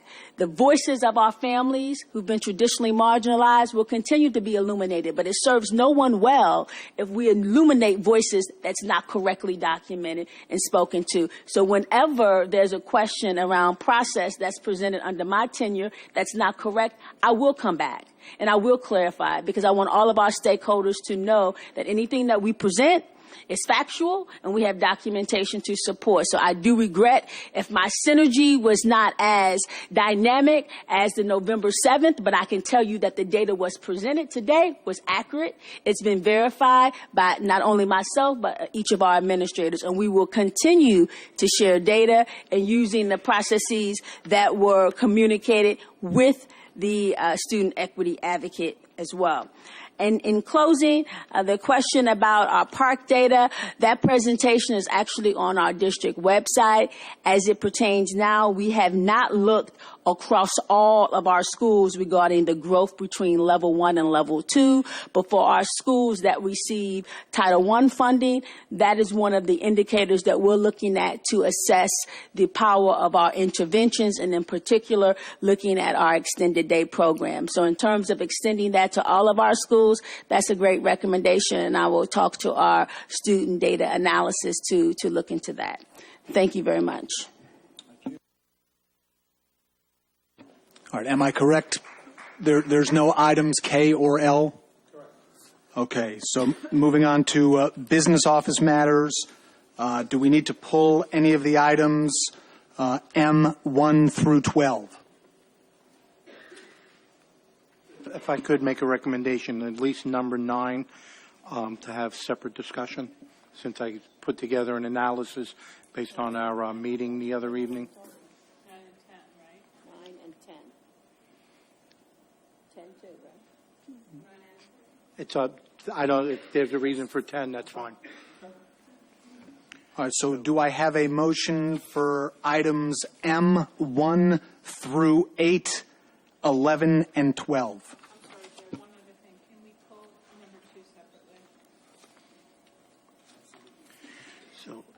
Let's try this again. Do I have a motion for items M1, 3 through 8, 11, and 12? So moved.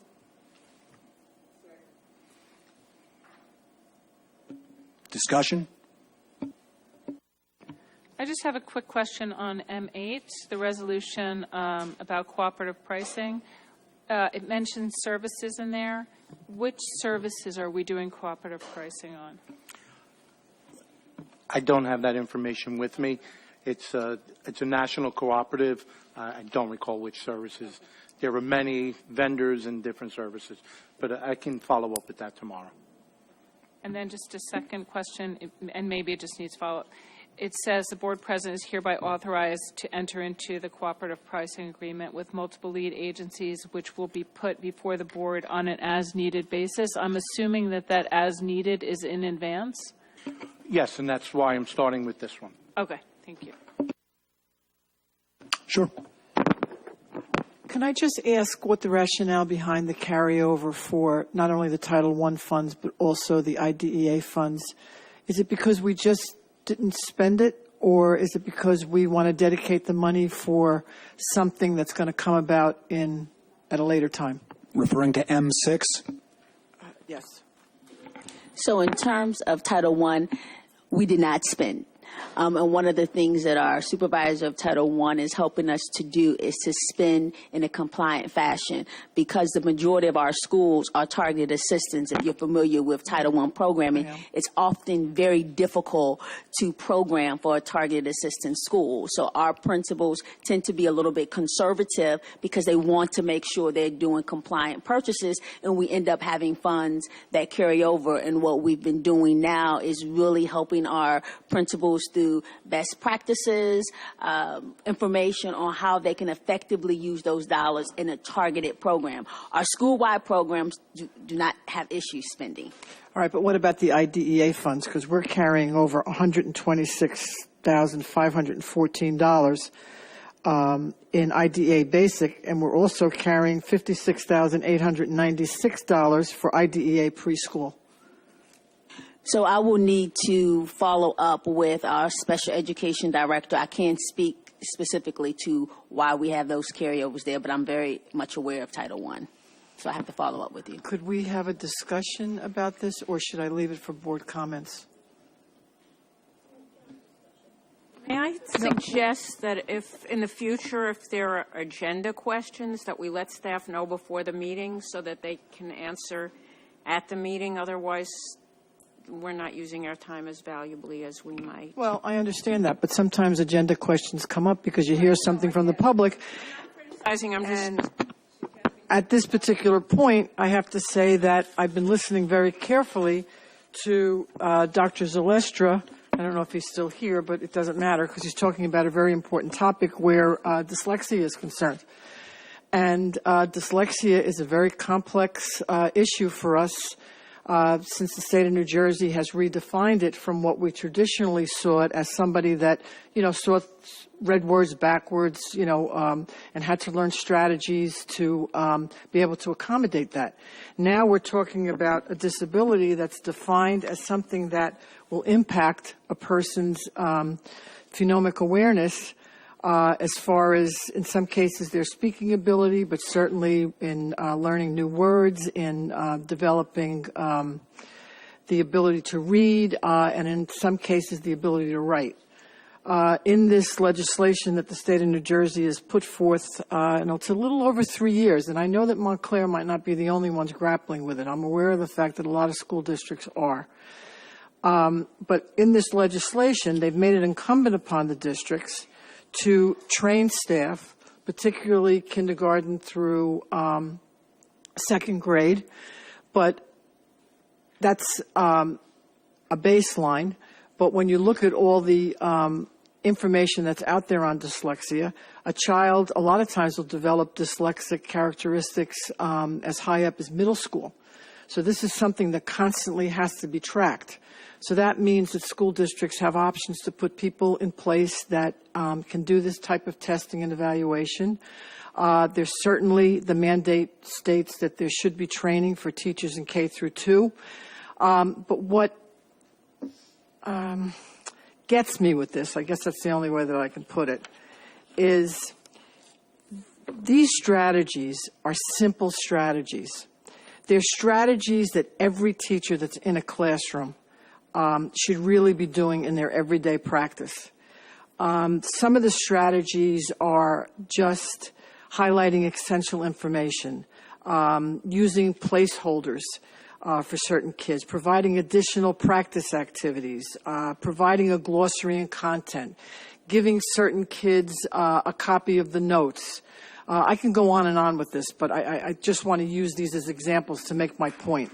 These are things that are good teaching practices that benefit everybody in the classroom. But since we know that there are a lot of students that struggle, these are things that in many cases, if we would train the teachers to embed these, if we would test the kids so that we can identify these students, we might even be able to lower the number of students that actually end up in classification because we're doing this type of remedial work with students prior to getting them to the point where we have to test them and then we have to classify them and then we have to deal with them in and around the confines of special education classes, teachers, and so on and so forth. So when I saw this money, I'm saying to myself, if we have extra money, then these are the types of things that we should be looking at so that we can straighten out this situation of dyslexia and maybe bring it under control in our school district, that we could even help kids in and around a 504 document so that they don't have to be classified. We put money into this already. We were supposed to do professional development in this area. He's been coming to the mic for 3 years or more, 4 or 5 years, to inform us about the laws, exactly what you said. And in 2 years running, we were supposed to have in our PD plans for the year training in the very thing that you're talking about. So I don't know if that happened or if... Well, I'm hoping it did, but, you know, and I understand that it's only one person that's bringing it to light. But you know what? It's such an important topic. I do not want to minimize it. Yeah, I do not want to minimize it because it's extremely important. It speaks to the fact, as I heard other parents talking about, that we are sanctioned for disproportionately classifying African American students. Some of these students may have difficulties in this particular area, and it may be something to look at so that we could lower these numbers and become more in compliance with the state, which is something that, of course, we have to do if they've sanctioned us. But again, if we're carrying over money that we could use for this, I just want to make the statement that we should be using it for things like this. So in terms of, so this is a very complex issue, but in terms of compliance, we have been engaged faithfully in the required dyslexia training. Our issues in Montclair is much more complex, and that's that we need to have a systematic, structured literacy program in each one of our schools. And that's what we've been working to do to make sure that all of our schools have a structured literacy program for students who struggle in this area. From that tier, then what do you do next? Because right now, if you have dyslexia, you're automatically sent to child study team. We don't have a general education solution, and that's what we've been working as required by the law to have. So the PD is one facet, but making sure we have programming to help the students is another facet before they get to the child study team process. Okay, I understand the structured literacy program, and I support that. You certainly need that as a baseline. But when you're talking about the characteristics of dyslexia, and we all know that literacy threads through every content area that a student is involved in, we have to bring this into the general ed setting. Again, some of the examples I gave you, which are minuscule, because there's a list of many types of strategies.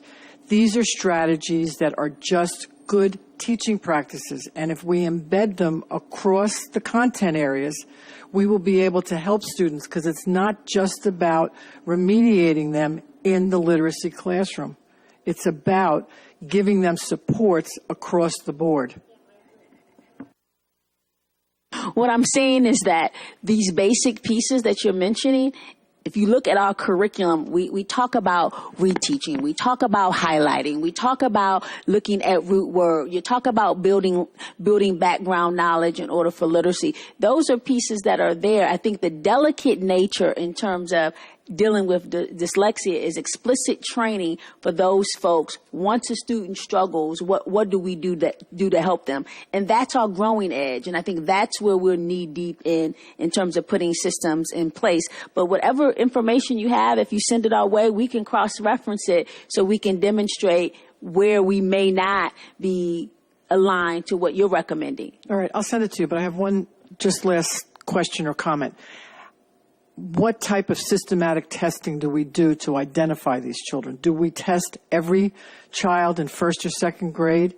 Do we test periodically in the even grades or every year, or do we not do this type of global testing to identify kids, knowing that the dyslexia problem is not as stable as identifying a child at 7 years old and then not worrying about, those children after? Because again, the data shows that it can surface at any particular time. Are we doing some type of systematic testing?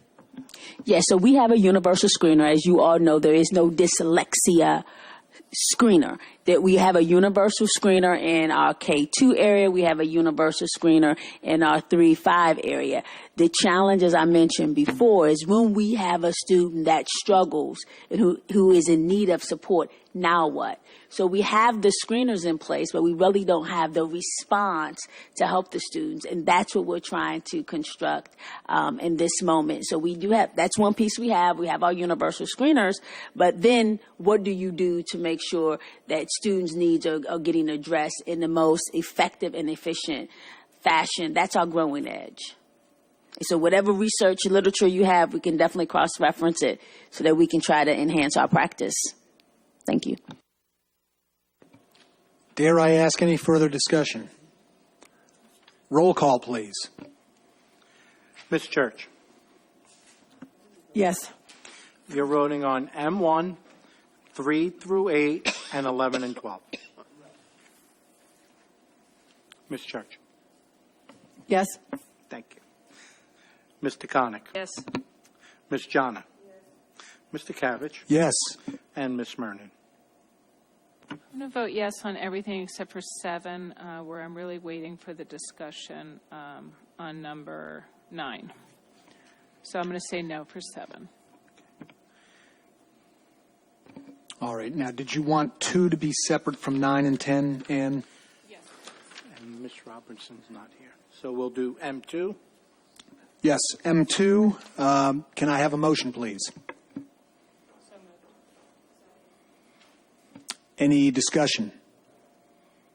I just wanted to ask the question of, we've talked about this cover sheet and when we think we might have that.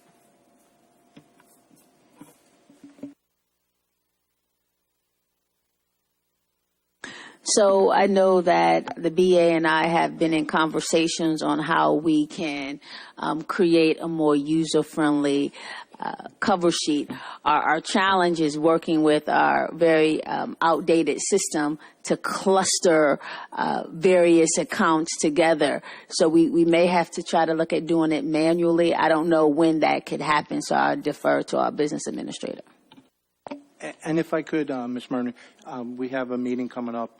I need some more direction as to what clarity you need, because the reports you're receiving are summarized. So I would need some more clarity as to what specifically you would like more condensed, because it does break down the report into various different sections. So if we can, I'll put that on the agenda for the 10th, I believe we're meeting. And we can discuss further. So if the direction can be given, because the reports that you receive are in a very specific format, and if you want them put together in a different way, I probably will have to do it manual, but knowing exactly which format is what I would need direction on. So I think what we were trying to get at is on the bills and claims, what are the budgeted, what are the unbudgeted items? What, Right. what are the big things that you're... And that would be difficult on the bill list, because we don't build our budget by the bill list. We build it by category. So that's why, if we can, as a committee, discuss it further. I'd be more than happy to prepare something once I have some further direction. And by the 10th, you're referring to the next Facilities, Finance, and Technology Committee Yes. meeting. Thank you. Right, I believe that's when we're meeting. Any further discussion on M2? Roll call, please. Ms. Church. Yes. Mr. Connick. Yes. Ms. Jana. Mr. Kavesh. Yes. Ms. Murnan. And Ms. Robinson. Yes. Okay. 9 and 10 together or separately? Well, I just think they're related, but it's really about number 9. 9 and 10 together. All right. So can I have a motion on items M, 9, and 10, please? Second. Discussion. Okay, so if I could, the first thing I'd like to do is I handed out this evening an analysis of the cost related to the stair towers and the trailers. I've spoken to bond counsel in reference to this. The one thing that was definitely spoken about was, and I apologize, I forgot my glasses at the office, any cost related to the temporary trailers cannot be bonded because it has to be a life expectancy of more than 15 years. So since the trailers are only here for a temporary period, the cost associated with the trailers of $316,000 cannot be bonded. So that's why that grouping is separate in the middle of the page. So the top half of the page are all of the money that's been committed. I'm sorry, if you need another copy, here you go. Yeah, thank you. So, So when you look at the top half of the POs issued, to date, we issued $269,000 worth of purchase orders for the work related to the stair towers inside the building. Subsequent to that, at the last meeting, the board authorized the issuance of purchase orders to begin the process of building the bid specifications to do the work of those stair towers, the final remediation. So that total cost is $531,000. I already spoke about the piece in the middle that we cannot bond because it's only temporary. So total to date committed by the board is $847,000. The board authorized by resolution a transfer of $1 million, which means currently $152,000 or roughly $153,000, if not any additional funds, will be sent back to the capital reserve, not maintenance, capital, at the end of the year. So any unexpended funds must go back to where they generated. There was discussion that was had as to the cost of the repairs to the stair towers. Right now, the detail associate to is our environmental. They are recommending a budget of $600,000. That's for the asbestos abatement of the stair towers.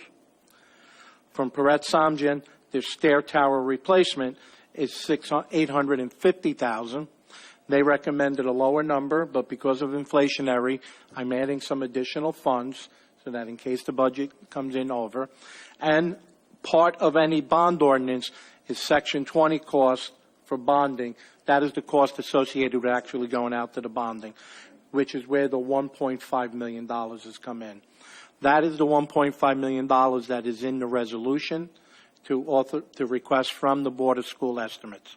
Discussion at our Finance, Facilities, and Technology meeting was to incorporate the funds that have already been expended by this board, and I apologize, I should say committed by this board, of $531,000, if that request should be included in the request to the Board of School Estimates when we scheduled that meeting.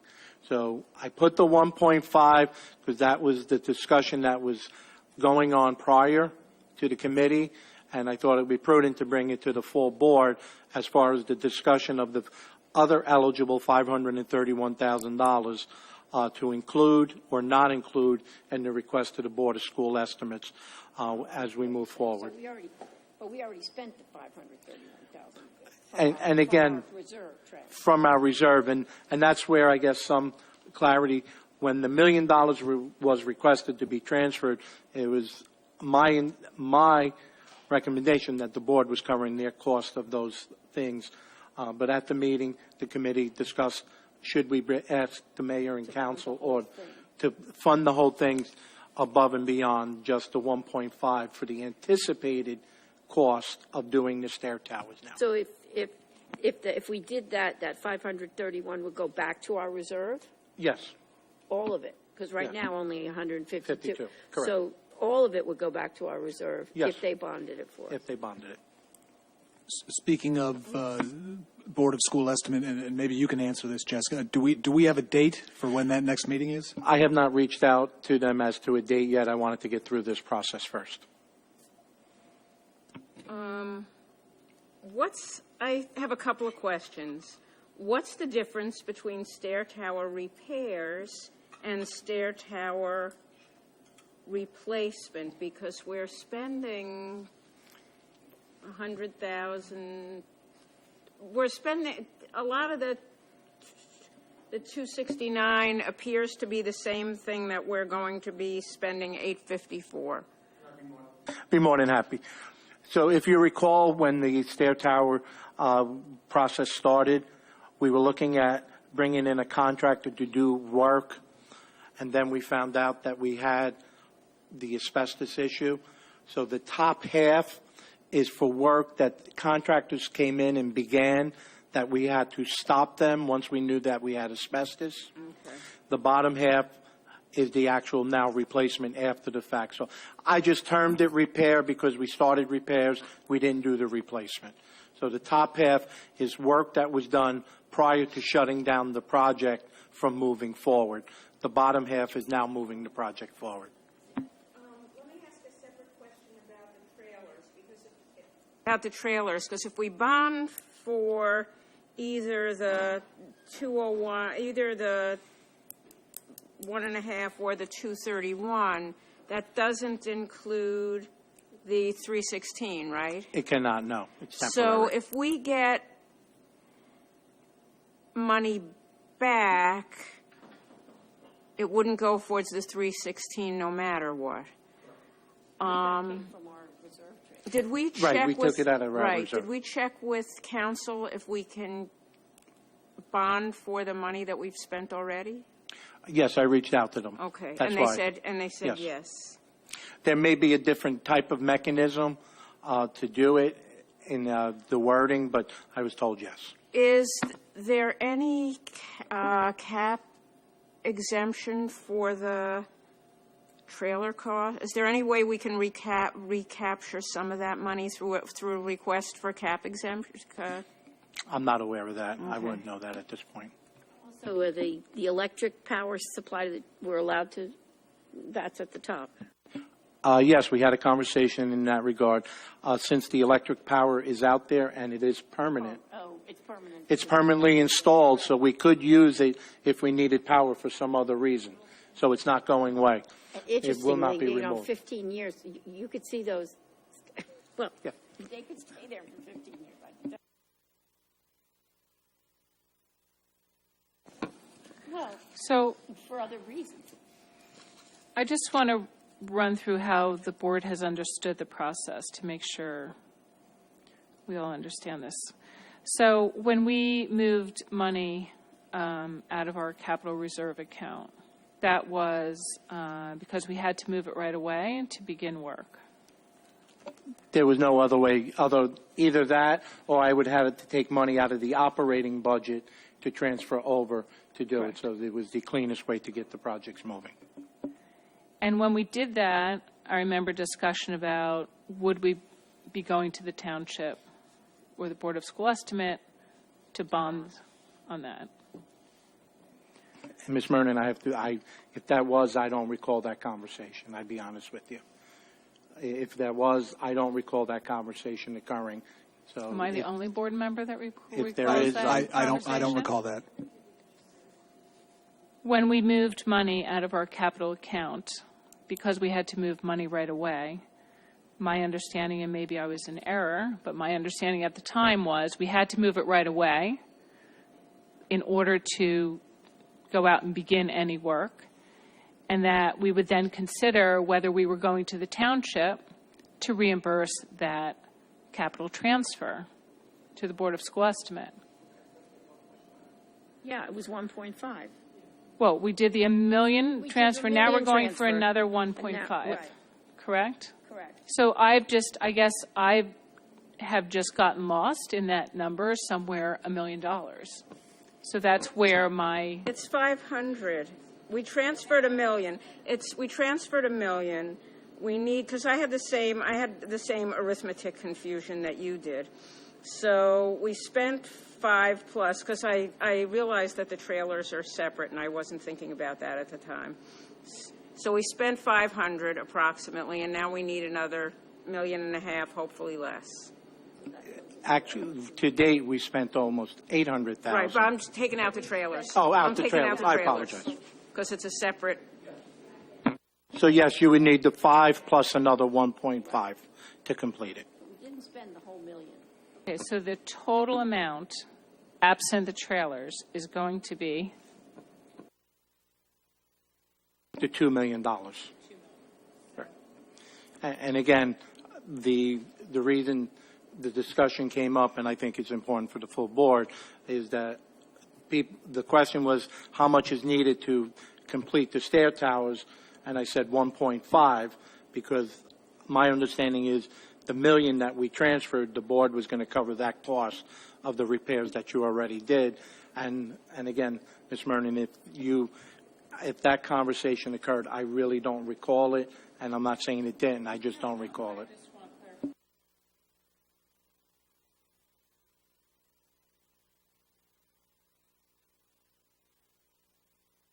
Part of it was the amount we had to spend for the trailers, so, and that we couldn't count. Originally, we didn't know that we were getting trailers. I think that's part of it, that we thought that we might be able to do the construction and move the kids at right.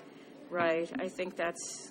So, but... And, I'm sorry, and that's a good point. You got to keep in mind, we started with one stair tower, then it led to four stair towers, then the asbestos. Yep. And then, so on the agenda from the 12-10 meeting where we had the stair towers, $1 million transfer, and then we have special bond ordinance 1.5 for the high school towers. Are we, and then we're asking for this additional 5. We're asking for it back. Are they? If that's what the board wishes to do. If the board is wishing to authorize the Board of School Estimates to fund $2,031,000. That's why I brought it to the discussion. If that's the direction. That's just the. I just want to have clarity around the amount that we're asking the Board of School Estimate for, because it's been confusing, and I understand why. But on the 12-10 agenda, it was for 1.5. And on tonight's agenda, we have two different things, and it says request for bond ordinance at just over $2 million. So I think that's a question that the board is being asked to, right? Is it 1.5 or is it 2? Okay. So we have to decide, what we have to decide is if we're going to ask for that additional $531,000. Because this resolution is asking for 1.5. Correct, So because the board did not is, discuss anything more than the 1.5 that I've been asked.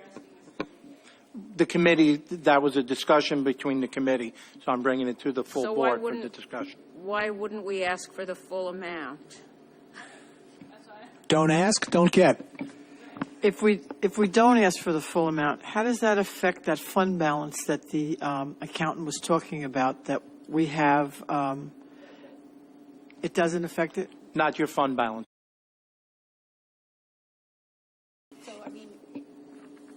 So I think what we have to look at is this $531,000. So we transferred $1 million because we wanted to be able to cover the cost as quickly as possible. We spent $531,000 of that. If we ask for a bond for both the costs we've already spent and what has to be spent in the future, that's what the bottom line is. And now we're also spending money on Glenfield, yes, and all the other repairs, which are coming out of the same. Nothing else that's coming out of the same $1 million. Exactly. There's not a bond ordinance, isn't that right? Not the million, no. No, not the That's million. now being taken out of your operating. Out of our operating capital. So if we don't ask for this additional $500,000, we don't even have the reports for all the school buildings back yet. That's right. Yeah. So efficient as possible. You're right, because we're in the midst of looking at school buildings, spending more capital than we even anticipate here. Right.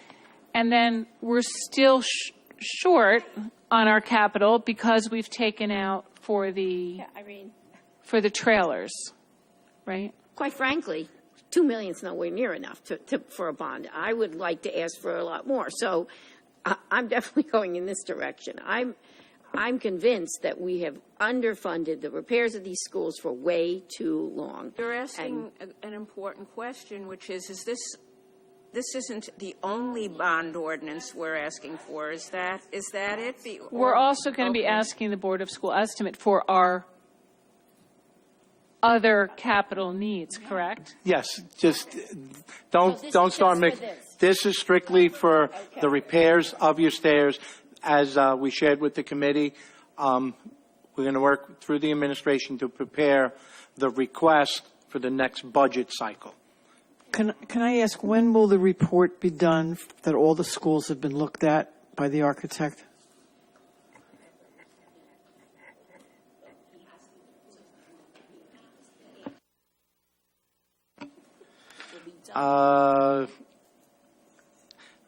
Finalization of reports in mid-February and submission of final report around early March.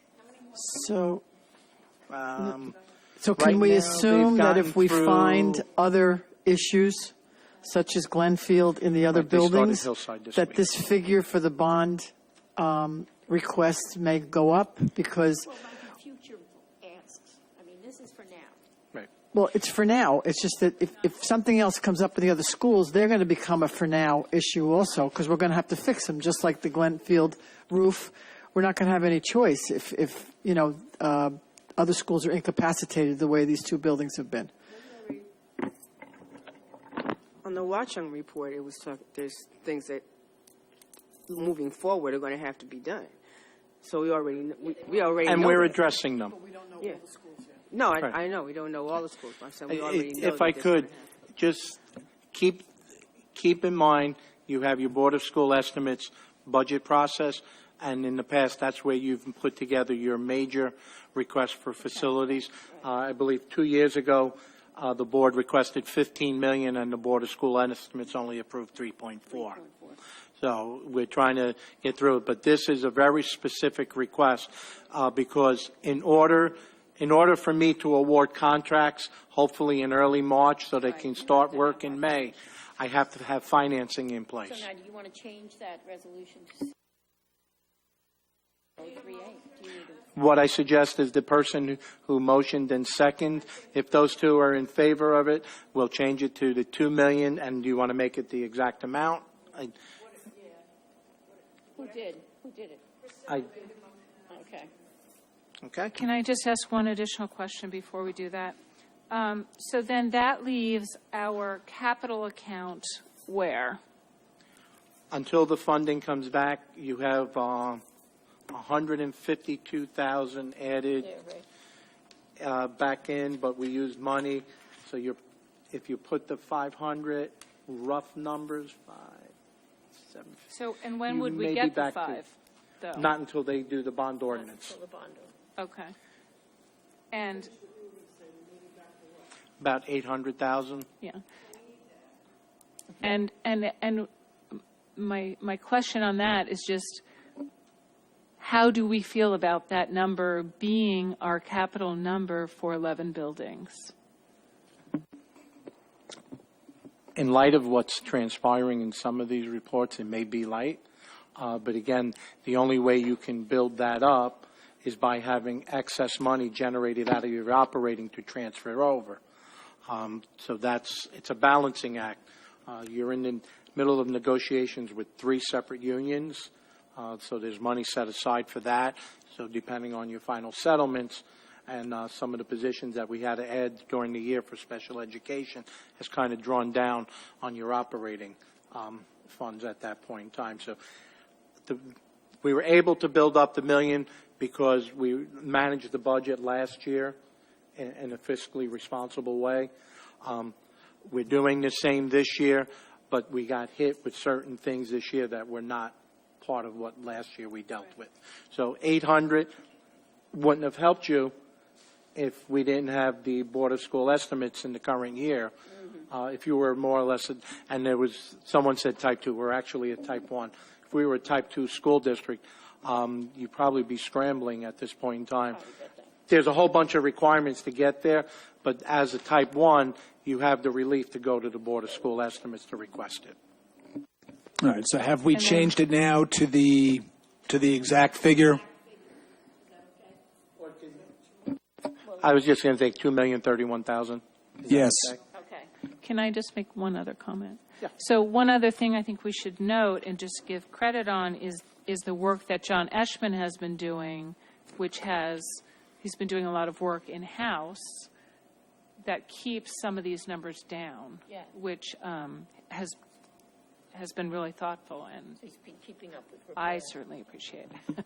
Absolutely, and I think we have 4 schools down for the structural analysis, and although only 2 of them have immediate urgent repairs, all of the schools have ongoing repairs. So in addition to capital improvement, our annual maintenance of buildings must be looked at closely so that we don't find ourselves in this situation next year. And I would add John Postis also should be commended as the supervisor and overseeing the night crew. So he's another one. So the motion as amended for M10, I'm sorry, M9 is going to be $2,031,000. Yes. And were there any question on, and I apologize, I just got to make sure, $2,031,000. Was there a question as in reference to 10? Okay. So as amended, $2,031,000. Ms. Church? Yes. Mr. Connick? On 9 and 10, yes. Ms. Jana? Yes. Mr. Cabbage? Yes. Ms. Mernon? Yes. And Ms. Robinson? Yes. Thank you. Okay. And 1 and 2. 1 and 2, do we need to do them separately? Anyone? Wait, did we do 11 and 12? Yes. Yes. Oh, they were That was part of the original. Yes, okay. As long as we can we pull out number 1? I'm sorry. N1? And then N2. Do I have a motion for N1?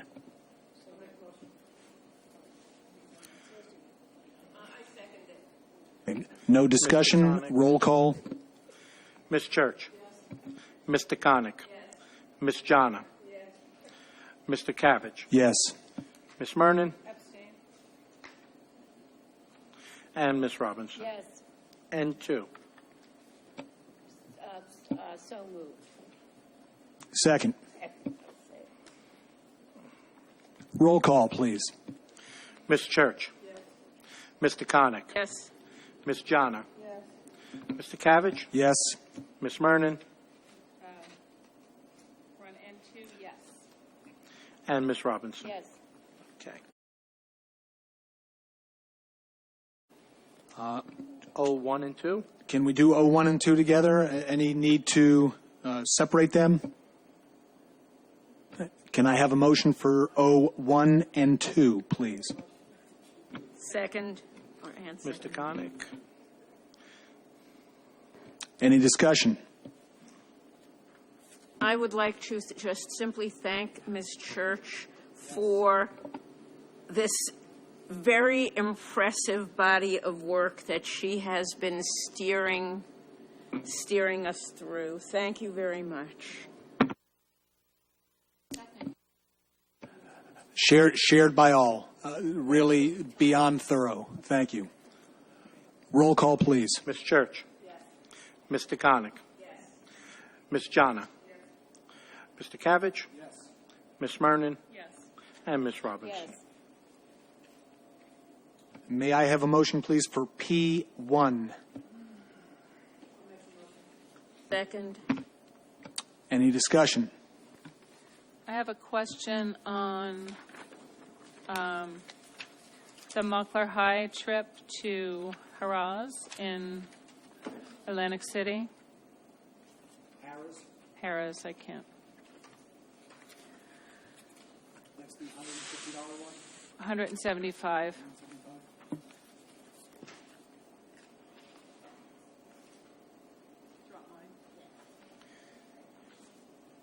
Business role play.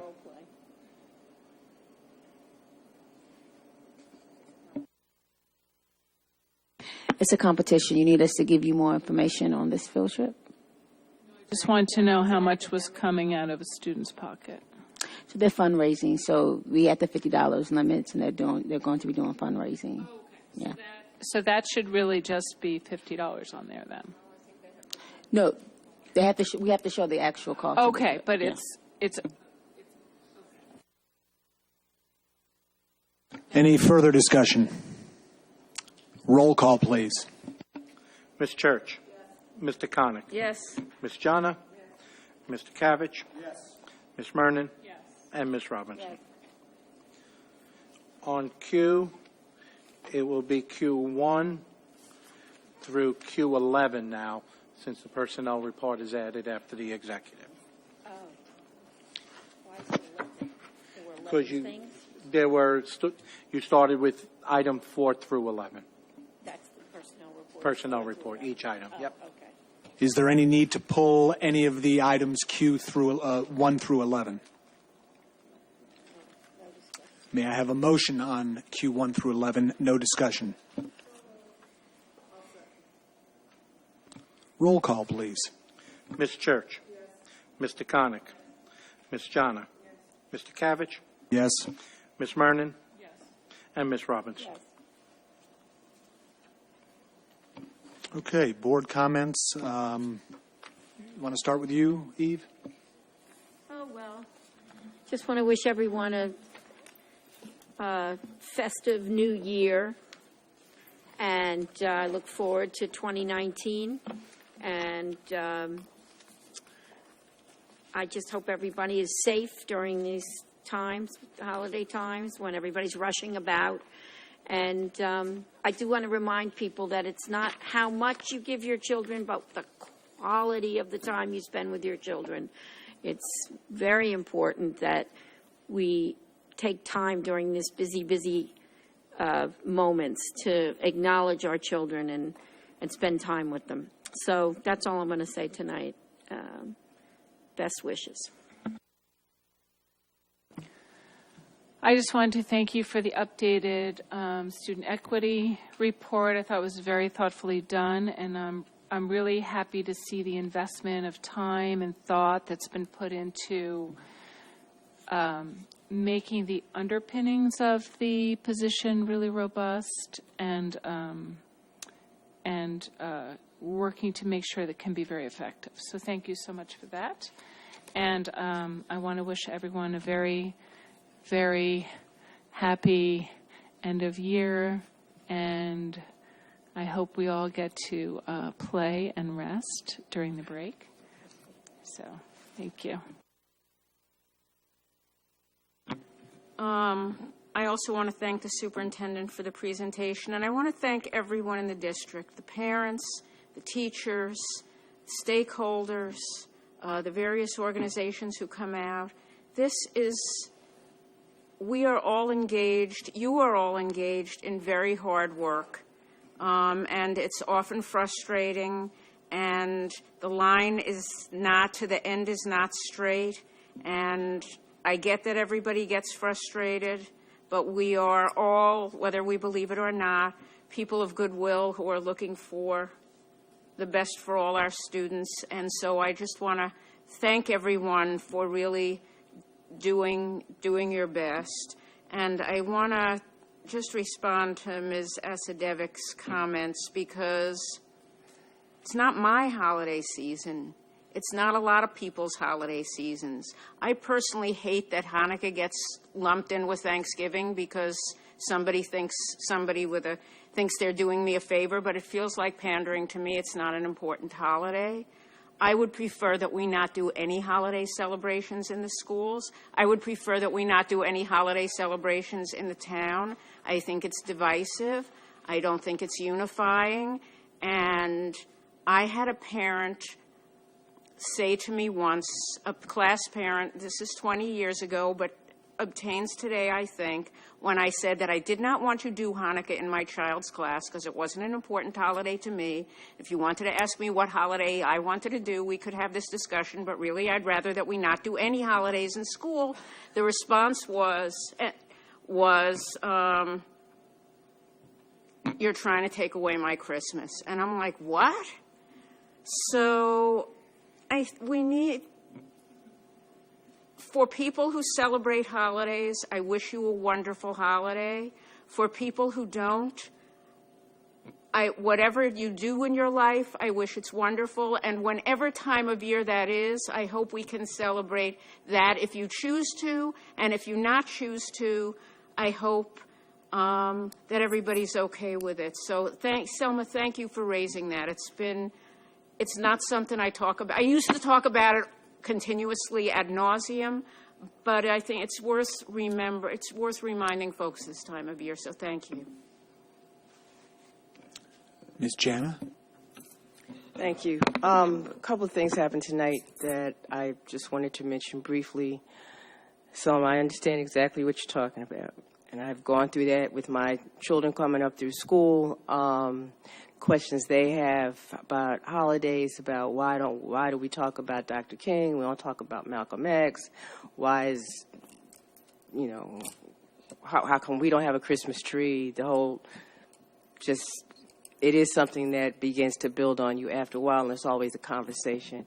We live in a district that we can have these conversations, so I'm glad that we are able to do that. But there's a lot of different types of diversity in town. So we have diversity of spirituality, we have diversity of religion, we have diversity of people who don't want to do holidays, want to do holidays, and how does that all fit into our school system, which then brings me to the equity issue. If we're dealing with equity and we meet people where they are, then we need to listen to what everyone says, and we need to hear all the voices.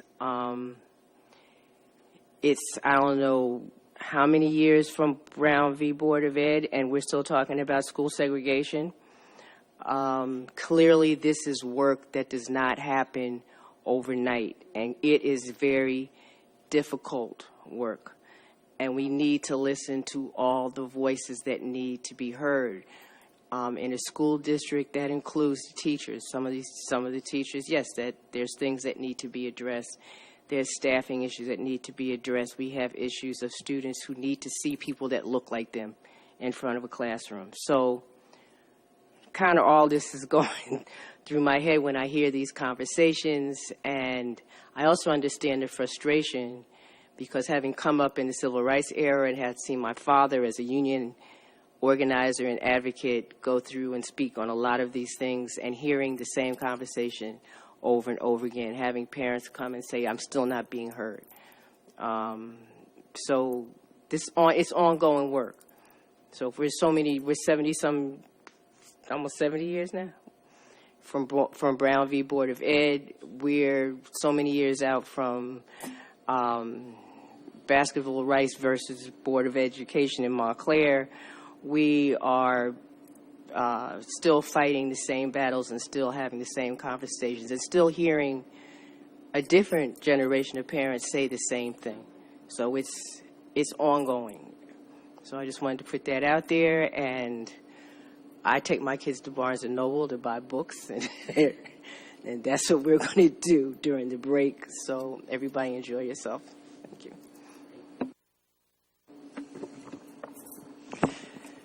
Happy New Year, everybody. I wish you all health and prosperity and happiness 2019.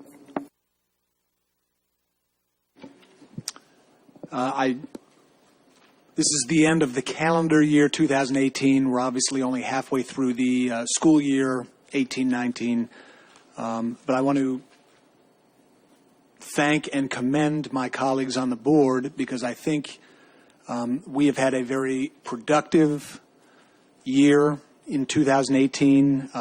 We have accomplished a lot, including the hiring of a superintendent and other permanent people, such as the word permanent can be used. We can do better, and that, of course, is the goal come 2019 and beyond. I'd like to thank the parents who have been dealing with a lot since the school year began in September, and really in August, with Hillside and the high school, Glenfield, Nishuane, really throughout the district, and we've talked at length about how old our buildings are. There's been a lot of displacement, and parents have been remarkably resilient. And you know who else has been very resilient? Our teachers and our students. So I want to commend everyone for that. The things that happened were clearly not anticipated. Maybe they ought to have been.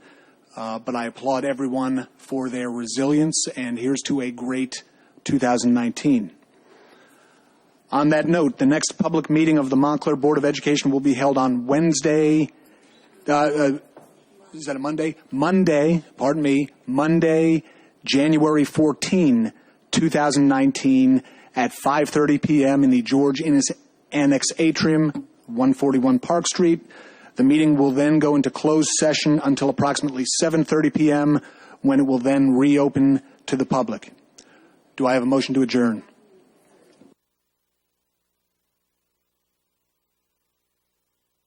All in favor?